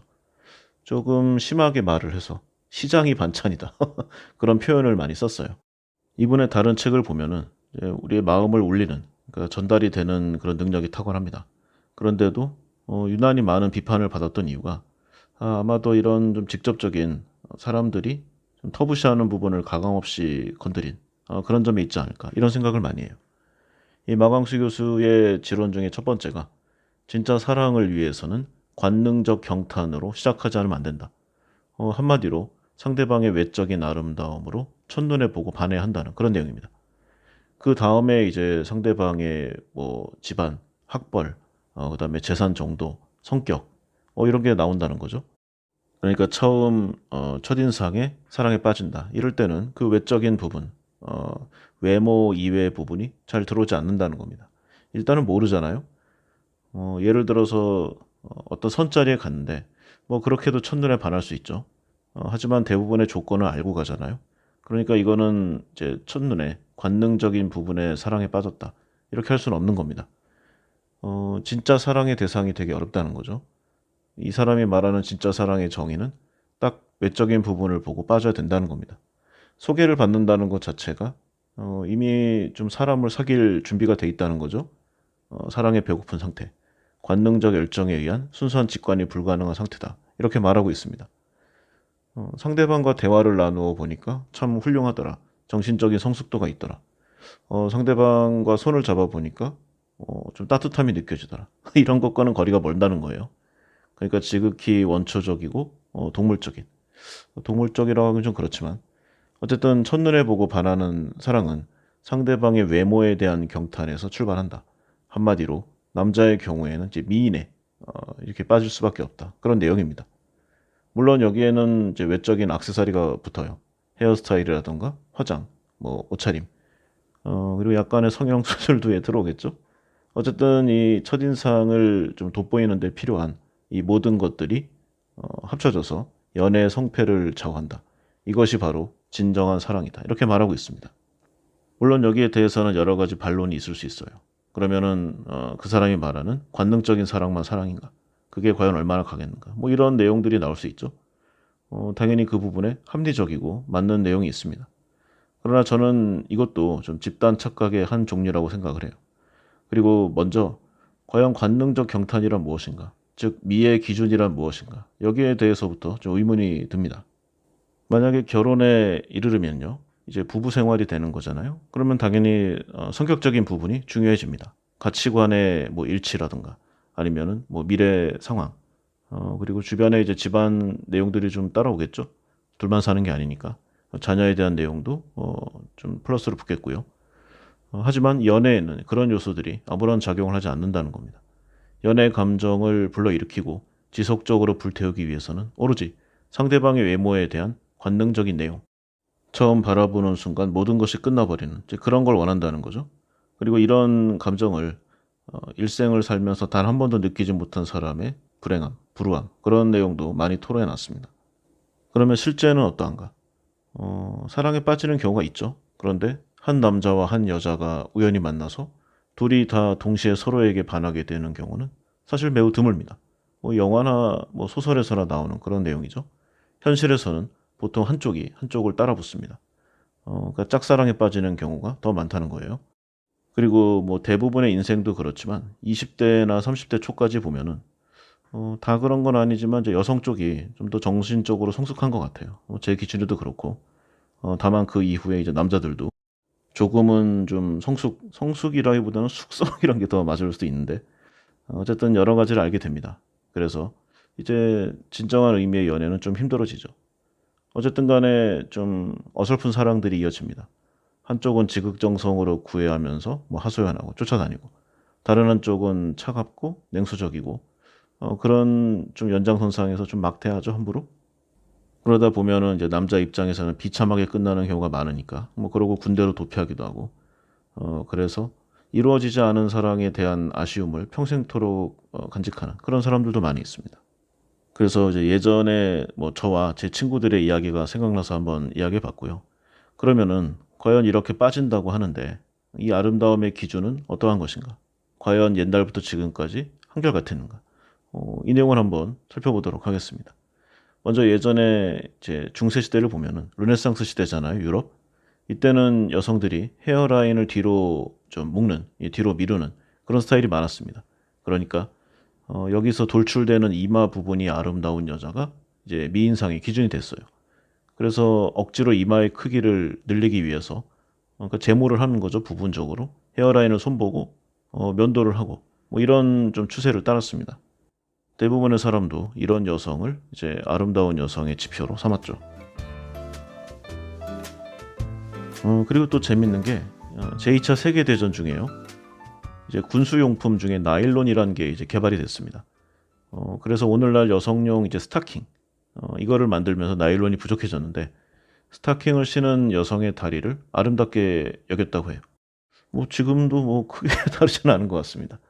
그래서 이런 쪽으로 이제 여성들이 미에 포커싱을 맞췄는데 이제 물자가 부족하잖아요. 그래서 스타킹을 신는 대신에 다리에 페인트를 칠하는 그런 액션을 많이 했다고 합니다. 그래서 이 흐름에 맞춰서 페인트 회사에서도 더 스타킹에 가까운 색의 제품을 출시했고 좀 둔한 남자들의 경우에는 전혀 알아채리지 못했다는 그런 좀 슬픈 이야기들이 전해진다고 합니다. 그리고 중국 무협지 같은 걸 보면은 예전에 그 13세기까지 중국 귀족 여성들 발이 작은 거를 이제 미인의 상으로 삼았다고 해요. 그래서 전족이라고 하죠. 일부러 발을 이제 접고 이렇게 엇질러서 약간 기형으로 만드는 겁니다. 그러니까 이게 좀 도망가지 못하게 하려는 그런 목적이 있었다고 하는데 발이 자라는 것을 인위적으로 막으니까 붕대로 단단히 묶고 평생을 좀 걷는데 괴로움. 그러니까 여성을 좀 학대하는 거죠. 이렇게 작은 발을 성적으로 아름답다. 이렇게 여겼던 시대도 있었다고 합니다. 그러니까 발만 보고 저 사람은 미인이다. 이랬던 시대도 있었다는 거죠. 그리고 이걸 보고 좀 심각하다고 할 수 있는데요. 이게 이제 머리로 가는 경우로 발전하게 됩니다. 기원전 천년경부터 이제 고대 마야의 이제 그 두개골. 그러니까 발견되는 화석을 보면은요. 뼈가 아직 단단해지지 않을 시기부터 아이의 머리를 여러 가지 도구를 이용해서 변형시켰다고 합니다. 이게 남녀 공통이었다고 하는데 사회적 지위와도 관련이 없었다고 해요. 단지 그것을 아름답다고 여겼기 때문이라고 합니다. 이게 전 세계적으로 이제 모양과 형태만 다르지 비슷한 느낌이 많이 있었다고 하는데 억지로 사람의 머리를 뭐 마른 목골로 만들고 삼각형으로 만들고 그래서 실제로 보면 굉장히 기괴하고 약간 좀 몬스터를 보는 듯한 그런 느낌이라고 해요. 이 역시 사회가 개인에게 강요한 사회적 체면, 집단 착각이 아닌가 이런 생각을 해봅니다. 그리고 또 모나리자라던가 아니면 예전에 르네상스 시대의 이제 사람들의 초상화를 보면은요, 좀 민숭민숭한 얼굴이 많이 돌출된 약간은 좀 그로데스크한 그림들이 많이 있어요. 이게 이제 속눈썹을 그리지 않았기 때문인데 이게 사실 그대로 그린 내용이라고 합니다. 그러니까 이때의 유럽 여성들 사이에서는 자신의 속눈썹을 뽑는 것이 유행이었다고 해요. 속눈썹이 좀 지나치게 좀 성적으로 문란하다 이런 느낌의 인식이 있었다고 합니다. 그래서 정조와 순결함 이걸 내보이기 위해서 여성들은 속눈썹을 제거했다고 하죠. 그리고 이제 동양권으로 와 보면은요, 이제 일본 여성들 결혼 후에 치아를 이제 검게 칠하는 것이 유행이었다고 합니다. 이게 자그마치 19세기까지 지속되었고요. 치아를 검게 만드는 것이 아름다움을 표출하고 결혼 후 가족을 위한 헌신의 상징으로 여겨졌다고 합니다. 이유는 없다고 하네요. 그리고 유럽 얘기하다가 이거 빠졌네요. 워낙 유명하죠. 코르셋. 이 뚜렷한 가슴골을 향한 저 욕망의 상징이라고 할 수 있는데 이게 이제 미의 기준이 되니까 밖으로 더 명확하게 드러내기 위해서 이제 분리된 코르셋, 그리고 점점 더 조일 수 있는 개량형 코르셋, 점점 더 발달했다고 합니다. 그리고 당나라, 보통 이제 4대 미인 중에 한 명인 양귀비 아마 다들 아실 겁니다. 그런데 이 양귀비가요, 현대의 기준으로 보면 전혀 미인이 아닙니다. 굉장히 풍만하고요. 씨름 선수나 수모 선수에 육박하는 이제 그런 몸집을 가졌다고 해요. 굉장히 통통한 모습, 둥근 얼굴, 그리고 큰 뺨과 넓은 이마를 가진 이런 스타일의 여성을 당대의 가장 아름다운 미의 상징으로 여겼다고 합니다. 자, 뭐 이 내용 말고도 너무나 많습니다. 정말 수백 수천 가지의 좀 변형된 미의 상징이 나와 있고요. 아마 뭐 자료 찾아보시면 재밌는 내용들 더 많아요. 제가 이게 뭐 공중파 방송은 아니지만 차마 좀 말 못할 아주 음란하고 그리고 좀 아주 기괴한 그런 내용들이 더 많습니다. 그러면 각각의 시대에서 첫눈에 저 사람에게 반했다. 저 남자의 핸섬함에 마음에 들었다. 저 여자에게 빠져들었다. 그렇다면 과연 그들은 무엇을 보고 그런 결정을 한 것인가? 예를 들어서 기원전 1000년, 그리고 영년, 그리고 중세시대, 그리고 현대 이 사람들이 모여서 같은 이제 이성을 바라보면은 과연 미의 기준은 동일할 것인가? 과연 이것은 우리가 본능적으로 느끼는 것인가? 아니면 주입당하고 세뇌당한 것인가? 집단 착각의 가장 좋은 사례로 저는 이 아름다움과 미의 착각, 이걸 이야기해 보고자 합니다.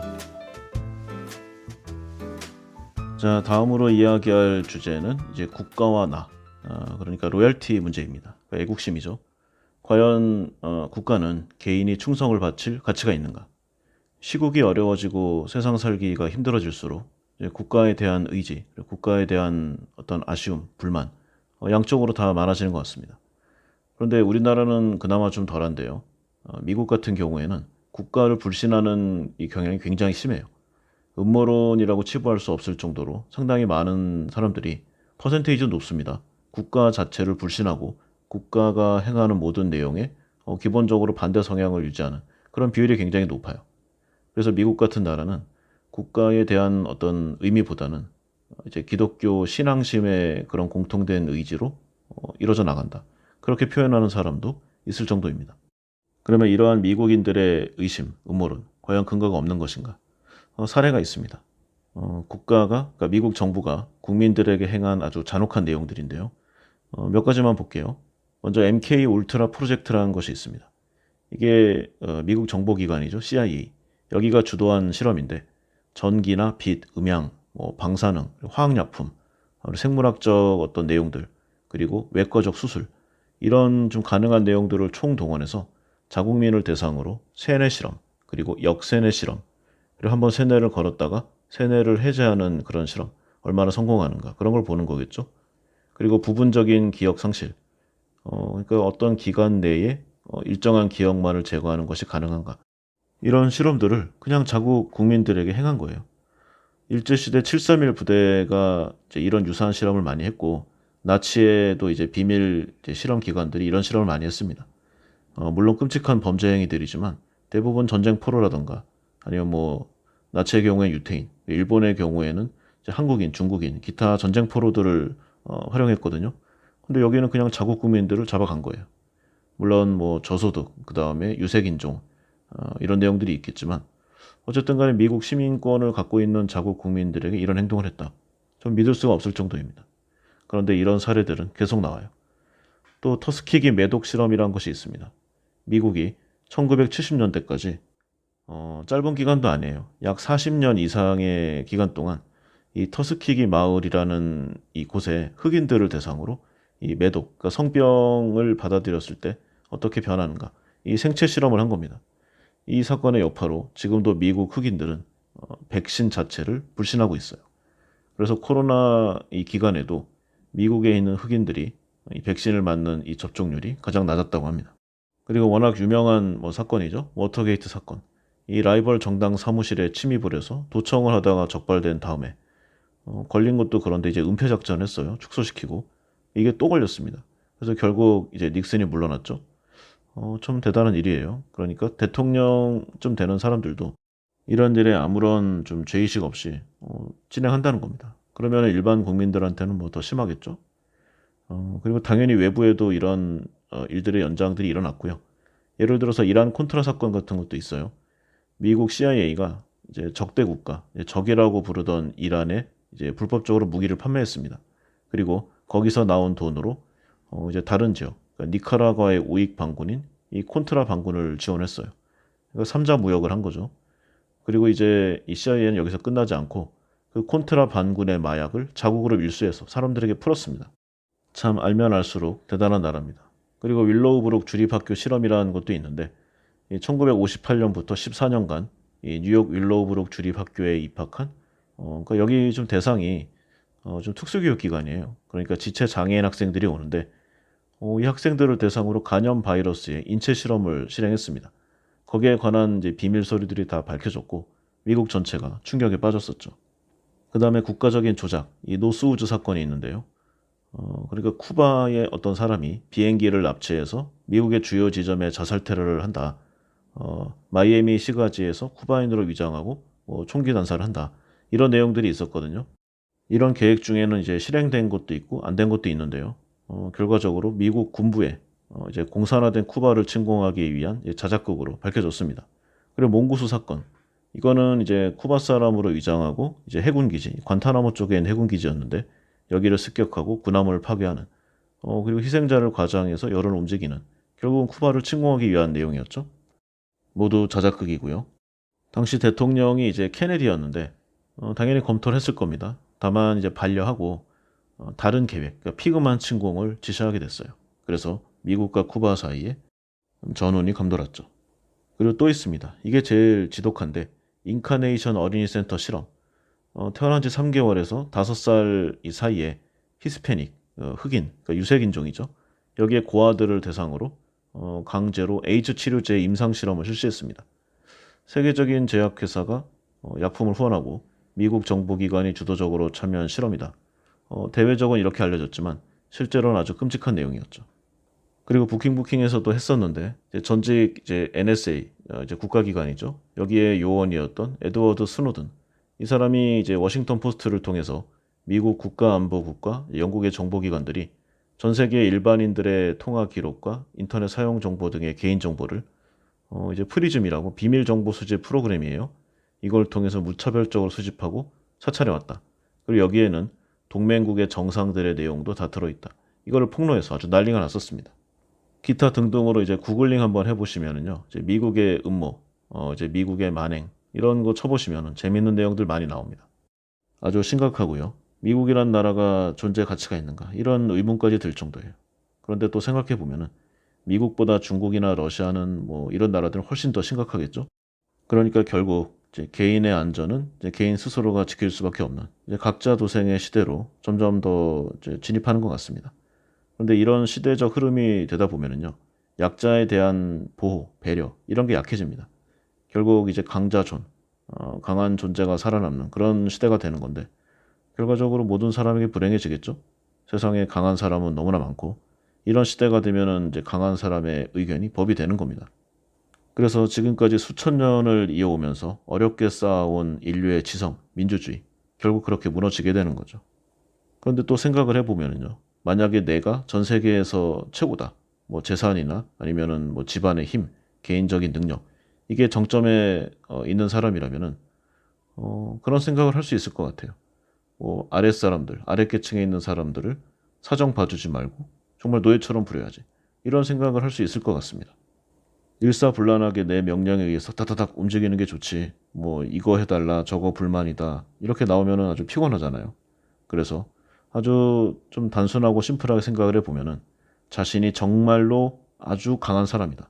뭐 여기서는 뭐 재산이나 여러 가지가 들어가겠지만 그런 사람이라면은 그냥 독재자처럼 뭐 사는 방식을 취할 수 있을 거라 생각해요. 그런데 내가 만약에 어떤 의미로 봐도 상위 0. 몇 프로 안에 드는 강자가 아니다. 그러면은 민주주의를 지켜야 되는 겁니다. 자유주의를 수호해야 돼요. 그것이 자신과 자신의 가족을 지키는 유일하고 가장 확실한 방법이라는 것을 잊어서는 안 될 것입니다.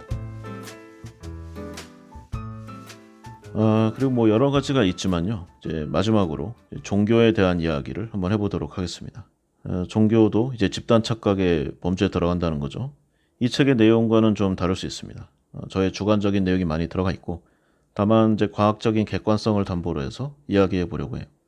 그리고 이전에도 이제 여러 편에서 이제 몇 번 종교에 대한 이야기를 했는데 어떤 뭐 새로운 내용이 있다기보다는 좀 의식의 흐름대로 좀 손이 가는 대로 한번 이야기해 보도록 하겠습니다. 제가 예전에 다른 편에서 종교에 관한 얘기를 몇 번 했습니다. 이제 거기서는 이제 기독교, 이슬람교, 힌두교 대표적으로 이 세 개를 이야기했는데 여기도 뭐 제 개인 사견이 들어가 있지만 이슬람교와 힌두교에는 이 사람을 억압하는 그리고 성차별이라던가 아니면 신분제를 강압하는 좀 인간 고유의 가치를 말살하는 그런 내용이 많이 있다는 생각을 해봅니다.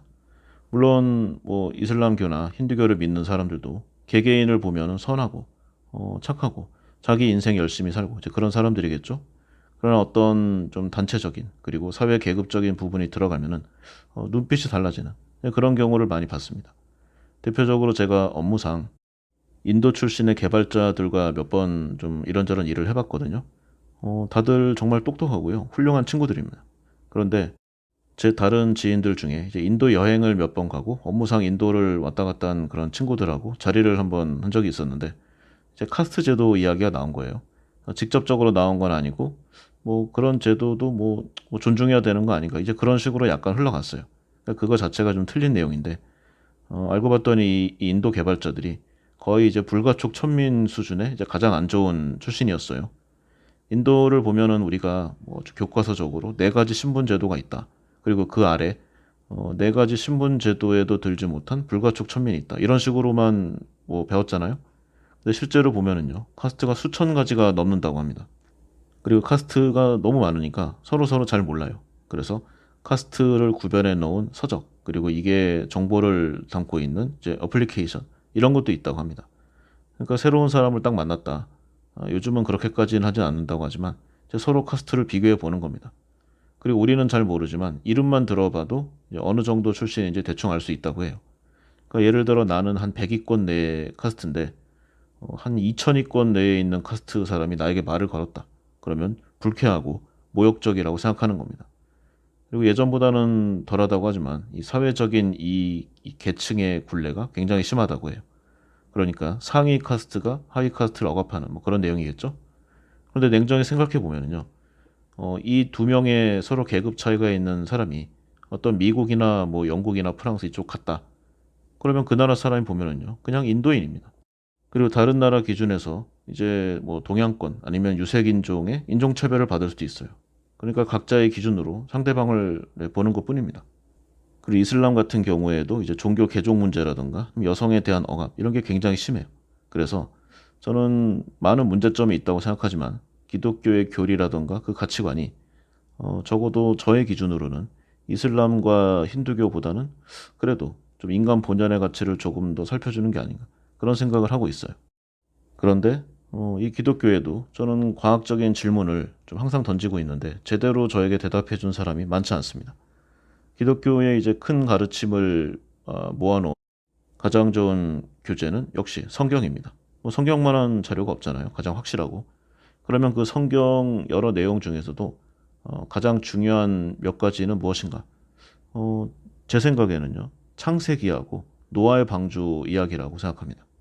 물론 뭐 동급이라든가 동급 이상의 다른 뭐 스토리, 가르침이 있을 수도 있지만 이 내용을 압도적으로 상회하는 그런 내용은 많지 않다고 보거든요. 그래서 혹시 있다면 다음에 또 다시 다뤄보겠습니다. 그래서 먼저 창세기를 보면은요. 창세기 내용 중에 가장 먼저 이제 창조 순서가 식물, 동물, 인간의 순으로 나옵니다. 그런데 좀 나중에 페이지를 좀 넘어가면은요. 인간, 식물, 동물의 순으로 서로 다르게 나와요. 그리고 태양빛이 없이는 식물이 살 수 없잖아요. 광합성이 안 되니까. 그런데 신이 식물을 먼저 창조하고 태양을 나중에 창조하였다고 말하고 있습니다. 그리고 하나님이 빛의 근원인 태양을 창조하기도 전에 첫째 날에 이미 빛을 창조하였다는 내용이 있고요. 이게 지구가 우주의 중심이면서 태양보다 먼저 존재하였고 태양이 지구의 주위를 공전한다고 하는 옛날 이 그리스식 과학의 가치관 저는 이게 적용된 게 아닌가 생각합니다. 그래서 이 내용을 이제 과학적으로 밝힌 사람이 이제 갈릴레오잖아요. 이 사람이 기존의 천동설을 지동설로 바꿔서 이야기했는데 교회의 박해 대상이 되었고 복권되는데도 굉장히 오랜 기간이 필요했습니다. 지금은 누구나 알고 있죠. 지구가 태양을 돈다는 사실을 말이죠. 그리고 신이 창조하신 최초의 인간 아담과 하와. 선악을 알게 하는 나무의 열매는 먹지 말라. 그것을 네가 먹는 날에는 정령 죽게 되리라. 뭐 이런 내용이 있습니다. 그런데 사람의 호기심은 막을 수가 없죠. 아담과 하와는 결국 신의 말을 거스르고 선악과를 먹었습니다.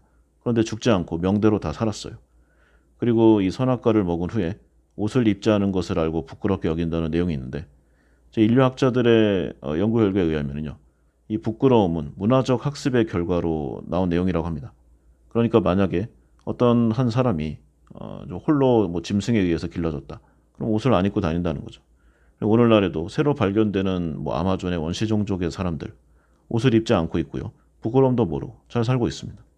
다만 우리의 기준으로 봐서 뭐 함부로 불쌍한 사람들 이렇게 평가할 뿐이죠. 그 사람들이 보기에는 오늘날 우리가 더 불쌍하지 않을까 뭐 이런 생각도 해봅니다.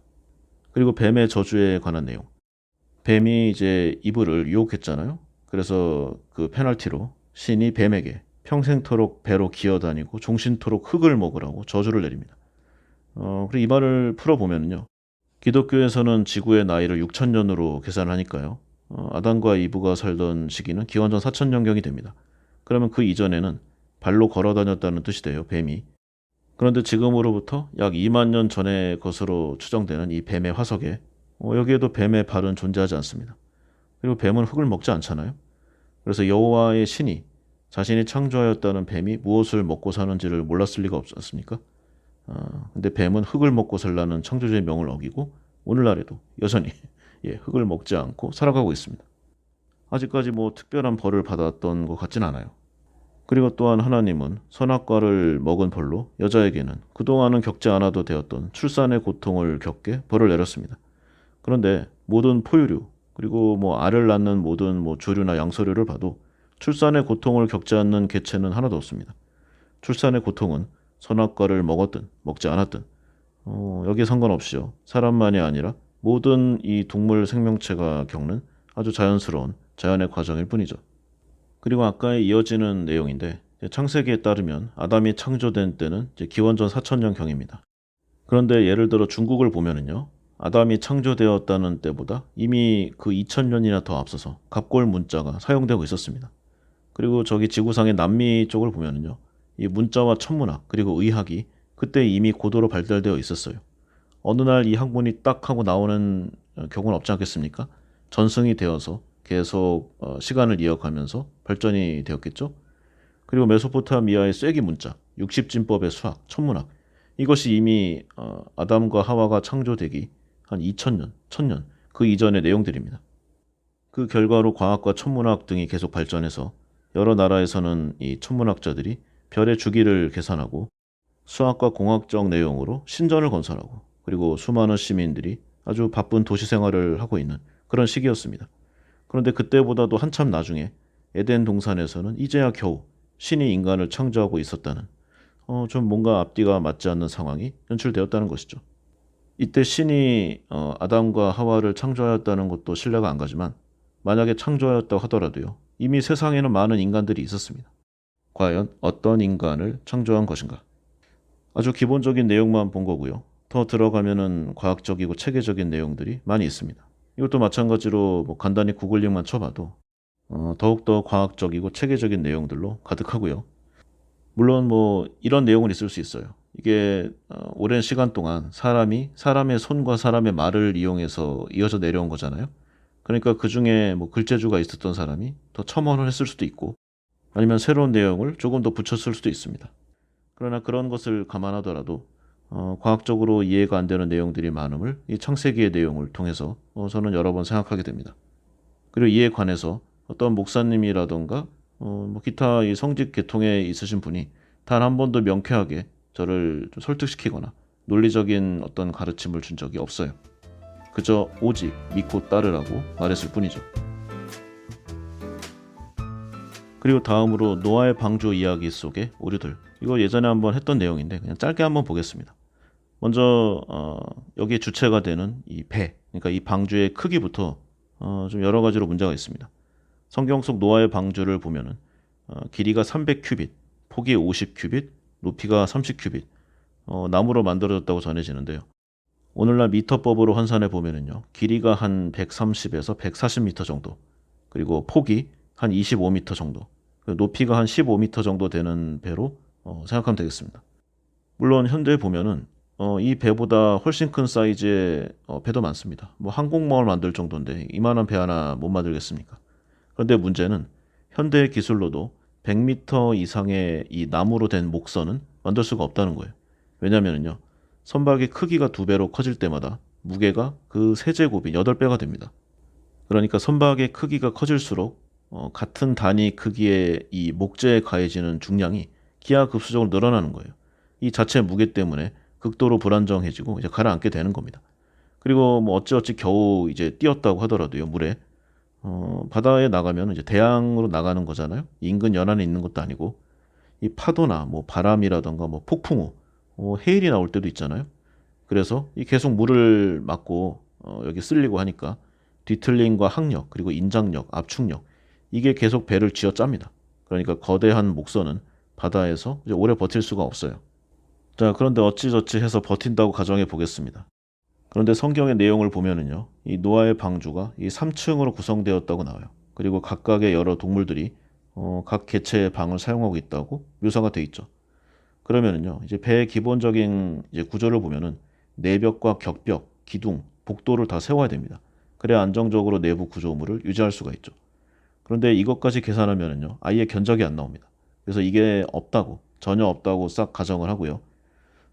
그러면은 이제 3,000 제곱미터 정도의 사이즈, 그리고 층이 3개가 있다는 이런 내용이 되는데, 약 2만여 종의 동물들이 여기에 탔다고 했잖아요. 그러면은 미터로 환산해 보면 이제 한 9,300 제곱미터 정도 됩니다. 이거를 2만으로 나누면은요, 각각 한 0.46 제곱미터의 방에서 이 동물들이 생활했다는 뜻이 됩니다. 정확하게 보면은요, 이제 가로 세로 길이가 6.8 제곱미터인 방에서 1년을 살았다는 뜻입니다. 그러면은 뭐 큰 동물, 작은 동물 뭐 다 계산해도요, 이거 자체가 말이 안 되는 거고, 여기서 뭐 식량을 먹고 그다음에 뭐 배설을 하고 기타 등등 여러 문제가 따라오는데 단 한 가지도 제대로 설명되는 내용이 없습니다. 그리고 외부 환경을 보면요. 지금 여기는 대부분 육상 동물의 이야기만 묘사하고 있어요. 그런데 이제 어류 같은 경우에는 사실 뭐 큰 관계가 없잖아요. 이 대홍수하고는 정확하게 보면은 이제 염분화된 이제 이런 부분이 좀 염분이 안 맞아가지고 생존에 문제가 생길 수 있겠지만 그건 좀 나중에 보고요. 대홍수를 봐도 세계에서 가장 높은 산보다 10여 미터를 더 높게 물로 뒤덮였다는 묘사들이 나옵니다. 그런데 현재 지구상에서 육지에 있는 산 중에 가장 높은 것은 에베레스트 산, 8,850m거든요. 그러면은 8,860m까지 물로 뒤덮였다는 내용이 나오는 겁니다.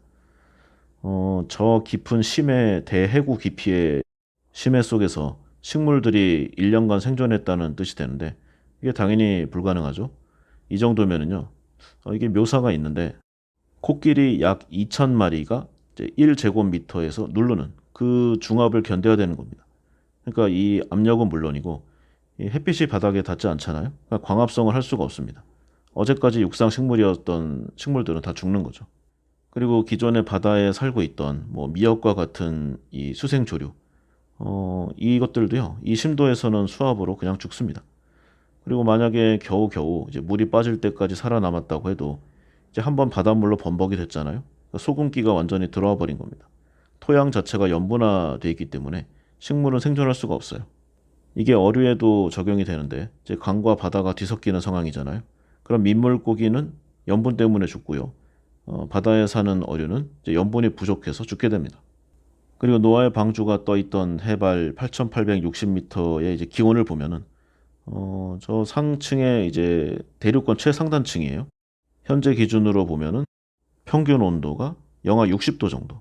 그러니까 방주 속 생물들은 대부분 동사할 수밖에 없습니다. 그리고 호수물의 최상단이 이제 수십 미터가 넘는 얼음 껍데기를 형성하기 때문에 물이 빠진 후에 지상에는 한동안 엄청난 사이즈의 얼음 우박들이 쏟아졌을 거예요. 살아남은 생명체도 없겠지만 아마 이때 나머지가 다 절멸됐을 겁니다. 자, 그리고 뭐 계산하는 김에 생물은 먹어야 되잖아요. 대체로 하루에 자기 몸무게의 최소 3% 4%는 먹어야 됩니다. 만약에 이제 오늘날에 첨단 과학으로 만들어진 어떤 고칼로리 음식이 당시에 없었다. 그러면은요. 방주에 태운 생물 무게의 최소 15배, 여유 있게는 20배가량에 해당하는 그런 식량을 추가로 적재를 해야 됩니다. 그런데 방주에는 이제 그만한 공간이 없죠. 그리고 이 정도의 식량을 추가로 적재하면은요. 그 배가 침몰하지 않겠습니까? 나무로 만든 배가. 그리고 성경에 나온 대로 이 대홍수의 근원이 되는 물이 만약에 하늘에 떠 있었다. 그러면 이제 거대한 이제 물층의 존재로 인해서 가시광선이 차단됩니다. 그러니까 지상은 암흑천지가 되겠죠. 대홍수를 일으킬 필요 없이 이미 죽음 행성이 되는 겁니다. 그리고 만약에 물이 수증기 형태로 존재한다. 그러면은 이제 화학적 원리에 의해서 최적이 1680배 이상 증가하게 됩니다. 그러니까 만약에 습도가 100%라고만 가정을 해도 대기권은 뭐 이미 돌파를 하고요. 얼음 입자의 형태로 지구 중력권을 탈출해 버려요. 그러니까 비가 되어서 내릴 수가 없는 겁니다. 이것도 지구 중력이 고도에 관계없이 일정할 때의 얘기고 사실상 대기권 상층부로 올라갈수록 중력이 약해지잖아요. 그러니까 입자 간격이 넓어집니다. 그러면은 수천만 킬로미터 아주 큰 사이즈로 좀 수증기가 퍼져 있었어야 돼요. 그러니까 말이 안 된다는 겁니다. 그러니까 이제 과학을 대입해 보면은요. 종교에는 이해가 안 되는 내용들이 너무 많습니다. 어떤 특정 종교를 뭐 굳이 이야기할 필요 없고 다른 종교들은 마찬가지. 오히려 더 심합니다. 가장 많은 신자가 있고 그다음 우리나라에서는 가장 큰 영향력이잖아요. 그래서 기독교를 예로 든 것뿐이고 근데 여기서 성경을 오래 연구했다는 그 어떤 사람에게서도 저는 정말 만족할 만한 대답을 단 한 번도 듣지 못했어요. 그리고 도대체 왜 공룡은 자꾸 없다고 하는지, 너의 상상 속의 생명체라고 하는지, 오늘도 출토되고 있는 전 세계의 공룡 화석들은 그럼 도대체 무엇을 이야기하고 있는지 물어보고 싶습니다. 이래서 기독교가 그 중세 가톨릭 시대부터 자꾸 사람들에게 무조건 믿고 따르라, 의심하지 말라, 그리고 과학의 발전도 좀 여러모로 저해했잖아요. 느리게 가기를 원했고 기본적으로 사람들이 똑똑해지는 것을 좋아하지 않는다는 느낌을 저는 많이 받습니다. 모든 게 다 연결되어 있는 것 같아요. 지금은 좀 다르겠지만 이제 예전 뭐 중세 시대 그 이전부터 이제 종교의 지도자들은 종교의 권력자들은 일반 신도, 일반 사람들이 똑똑해지고 자꾸 귀찮게 질문하고 하는 것을 싫어했습니다. 그래서 더욱 권위로 억압하고 믿고 따르라고 강압을 한 거죠. 그리고 아까 상위 0. 몇 프로의 그런 재산이 있거나 권력이 있는 사람들, 자기보다 못한 사람들이 물론 뭐 재산적인 내용이 기준이 되겠지만 자꾸 귀찮게 하고 불만을 토로하는 게 싫어요. 그래서 정보를 차단할 수가 없으니까 쓸데없는 정보를 더 많이 뿌려서 정보의 홍수를 이루고 자신들만의 이제 이너서클을 만들고 이제 다른 사람들이 분열하고 이러기를 원하는 겁니다. 그러면 이런 질문들이 나올 수 있죠. 이거는 당신이 이제 종교를 믿지 않으니까 그렇게 말하는 것이다. 종교의 장점과 선순환적인 내용이 얼마나 많은데 그렇게 이야기하는가. 이런 말이 나올 수가 있습니다. 물론 저도요. 이런 과학적인 오류가 있다고 하더라도 종교의 필요성은 있다고 봅니다. 더 크다고 봐요. 사람이 마지막 순간에 스스로를 돌아보게 하는 이제 인간 실격 직전의 어떤 브레이크, 그리고 평소에도 자신을 좀 단도리에 나가는 좀 셀프 자정작용, 그리고 타인에 대한 배려와 세상에 대한 어떤 관용적인 부분들, 종교, 여기서는 제가 대표적으로 기독교를 이야기했지만 믿어서 나쁠 것만은 없다는 생각을 많이 합니다.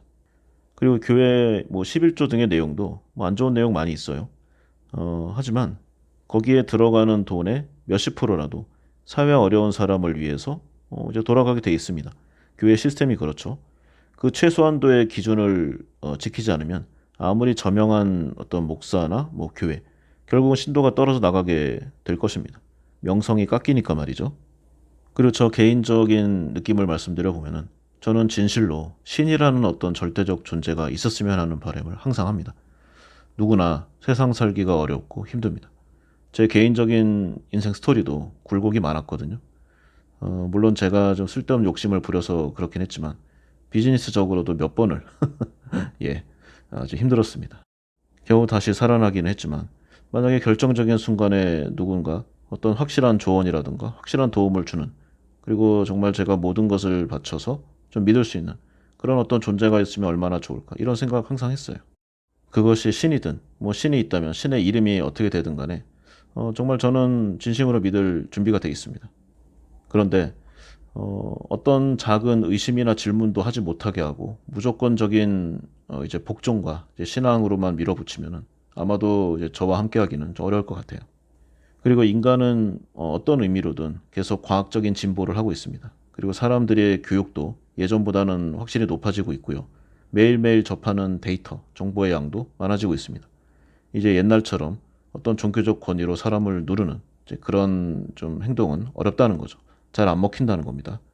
그래서 신도들도 계속 줄어들고 있고 그 영향력도 계속 빠지고 있어요. 또 재밌는 얘기가 하나 있습니다.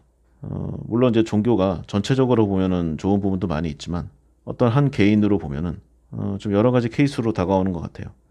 제가 좀 모태신앙이었던 제 친구에게 지금까지 했던 이 창세기의 오류 부분, 노아의 방주의 과학적 오류 뭐 이런 내용들 몇 번이고 얘기했습니다. 술자리에서도 계속하고 뭐 만나는 일이 많았을 거 아니에요. 여러 번 말해주고 버전도 달리해서 하고 근거 자료나 뭐 사진, 동영상까지도 보여줬는데 정말 요지부동이었어요. 뭐 이것도 좀 예전 일이지만요. 한창 때 그 친구는 매주 몇 번씩 교회에 이제 사역을 하고 그리고 아침 청소해주고 봉사활동 지원 나가고 그리고 그때는 사회 초년병이었는데 11조를 넘어서 진짜 21조, 31조 이상을 하는 그런 이제 굳건한 믿음의 친구였습니다. 그래서 저는 이제 그 친구에 대해서 이제 과학적인 어떤 내용을 반박하는 것을 포기했어요. 뭐 그렇게까지 믿으면 이제 오히려 자꾸 반대를 하는 것보다는 그냥 거기서 어떤 장점이라던가 하다못해 네트워크의 도움을 받아서 뭐 성공하는 것도 괜찮다고 생각을 했어요. 그래서 한동안 그냥 좀 잊고 살았는데 어느 날 좀 믿음을 좀 버렸다 이런 내용을 해서 제가 깜짝 놀랐습니다. 그 이야기를 들어보니까 아, 참 인간 본연에 대한 어떤 생각을 다시 한번 하는 이제 그런 계기가 됐는데 어느 날 이제 그 존경하는 목사님의 20대 초반 아들이 교회에 이제 포르쉐를 끌고 참 그 아들도 참 너무합니다. 이걸 끌고 온 거예요. 근데 그럴 수도 있잖아요. 뭐 종교 활동을 하는 좀 신앙인이 굳이 항상 가난하게 살 필요는 없지 않습니까? 뭐 재산을 어느 정도 일굴 수도 있는 거고 뭐 그래서 더 좋은 활동을 할 수도 있다고 생각해요. 그런데 그 친구는 거기서 이제 무언가가 좀 변화되는 자신의 마음속에 무언가가 좀 부서지는 그런 느낌을 받았다고 합니다. 조금 전까지 있었던 강력한 믿음은 사라지고 어려서부터 지금까지 믿어왔던 스스로의 믿음과 이 종교에 대한 불신이 순식간에 차오르는 것을 느꼈다고 해요. 아, 어쩌면 인간에게 있어서 믿음과 사랑보다 더 강한 것은 질투와 미움이 아닐까. 이런 생각을 하게 됐습니다. 이 아는 친구의 이야기가 그 어떤 스토리보다 저에게 종교 관련 큰 깨달음을 준 내용으로 지금도 기억이 돼요. 그래서 종교에 대한 제 결론은 이렇습니다. 하나님과 예수님을 믿어라. 그러나 그 존재들의 말을 자기 멋대로 오역하면서 전하는 사람의 말은 믿기 전에 의심을 해봐라. 설교의 내용을 보면은요. 정치, 경제, 사회, 문화, 뭐 기타 교육, 가정관계까지 정말 수많은 이 설교들이 있잖아요. 그런데 수천 년 전에 이제 몇 권 나오지도 않은 그 성경책에 과연 이 많은 내용이 다 기재가 돼 있겠습니까? 이제 개별 이제 목회자라고 하는 사람들의 개별적 주관이 들어가 있는 거겠죠. 물론 거기에는 좋은 내용도 있지만 잘 곱씹어보고 의심해야 할 내용이 상당수 있다. 저는 그렇게 생각합니다. 자, 이상의 내용으로 토오드 로즈 박사의 집단 착각을 읽고 떠오르는 여러 가지 생각에 대해서 이야기해봤습니다. 우리는 과연 우리 자신의 주관으로 생각하고 살아가고 있는가? 왜 사람들이 모인 집단 지성은 결국 집단 무지성으로 전락하게 되는가? 여러 가지 우리를 둘러싼 문제를 신경과학과 사회심리학의 관점에서 풀어낸 이 개인의 선택에 관한 여러 가지 조언을 주는 이 집단 착각. 여력이 되시는 분은 꼭 한번 일독하시기를 강력하게 추천드립니다. 예, 오늘은 여기까지 하겠습니다. 감사합니다.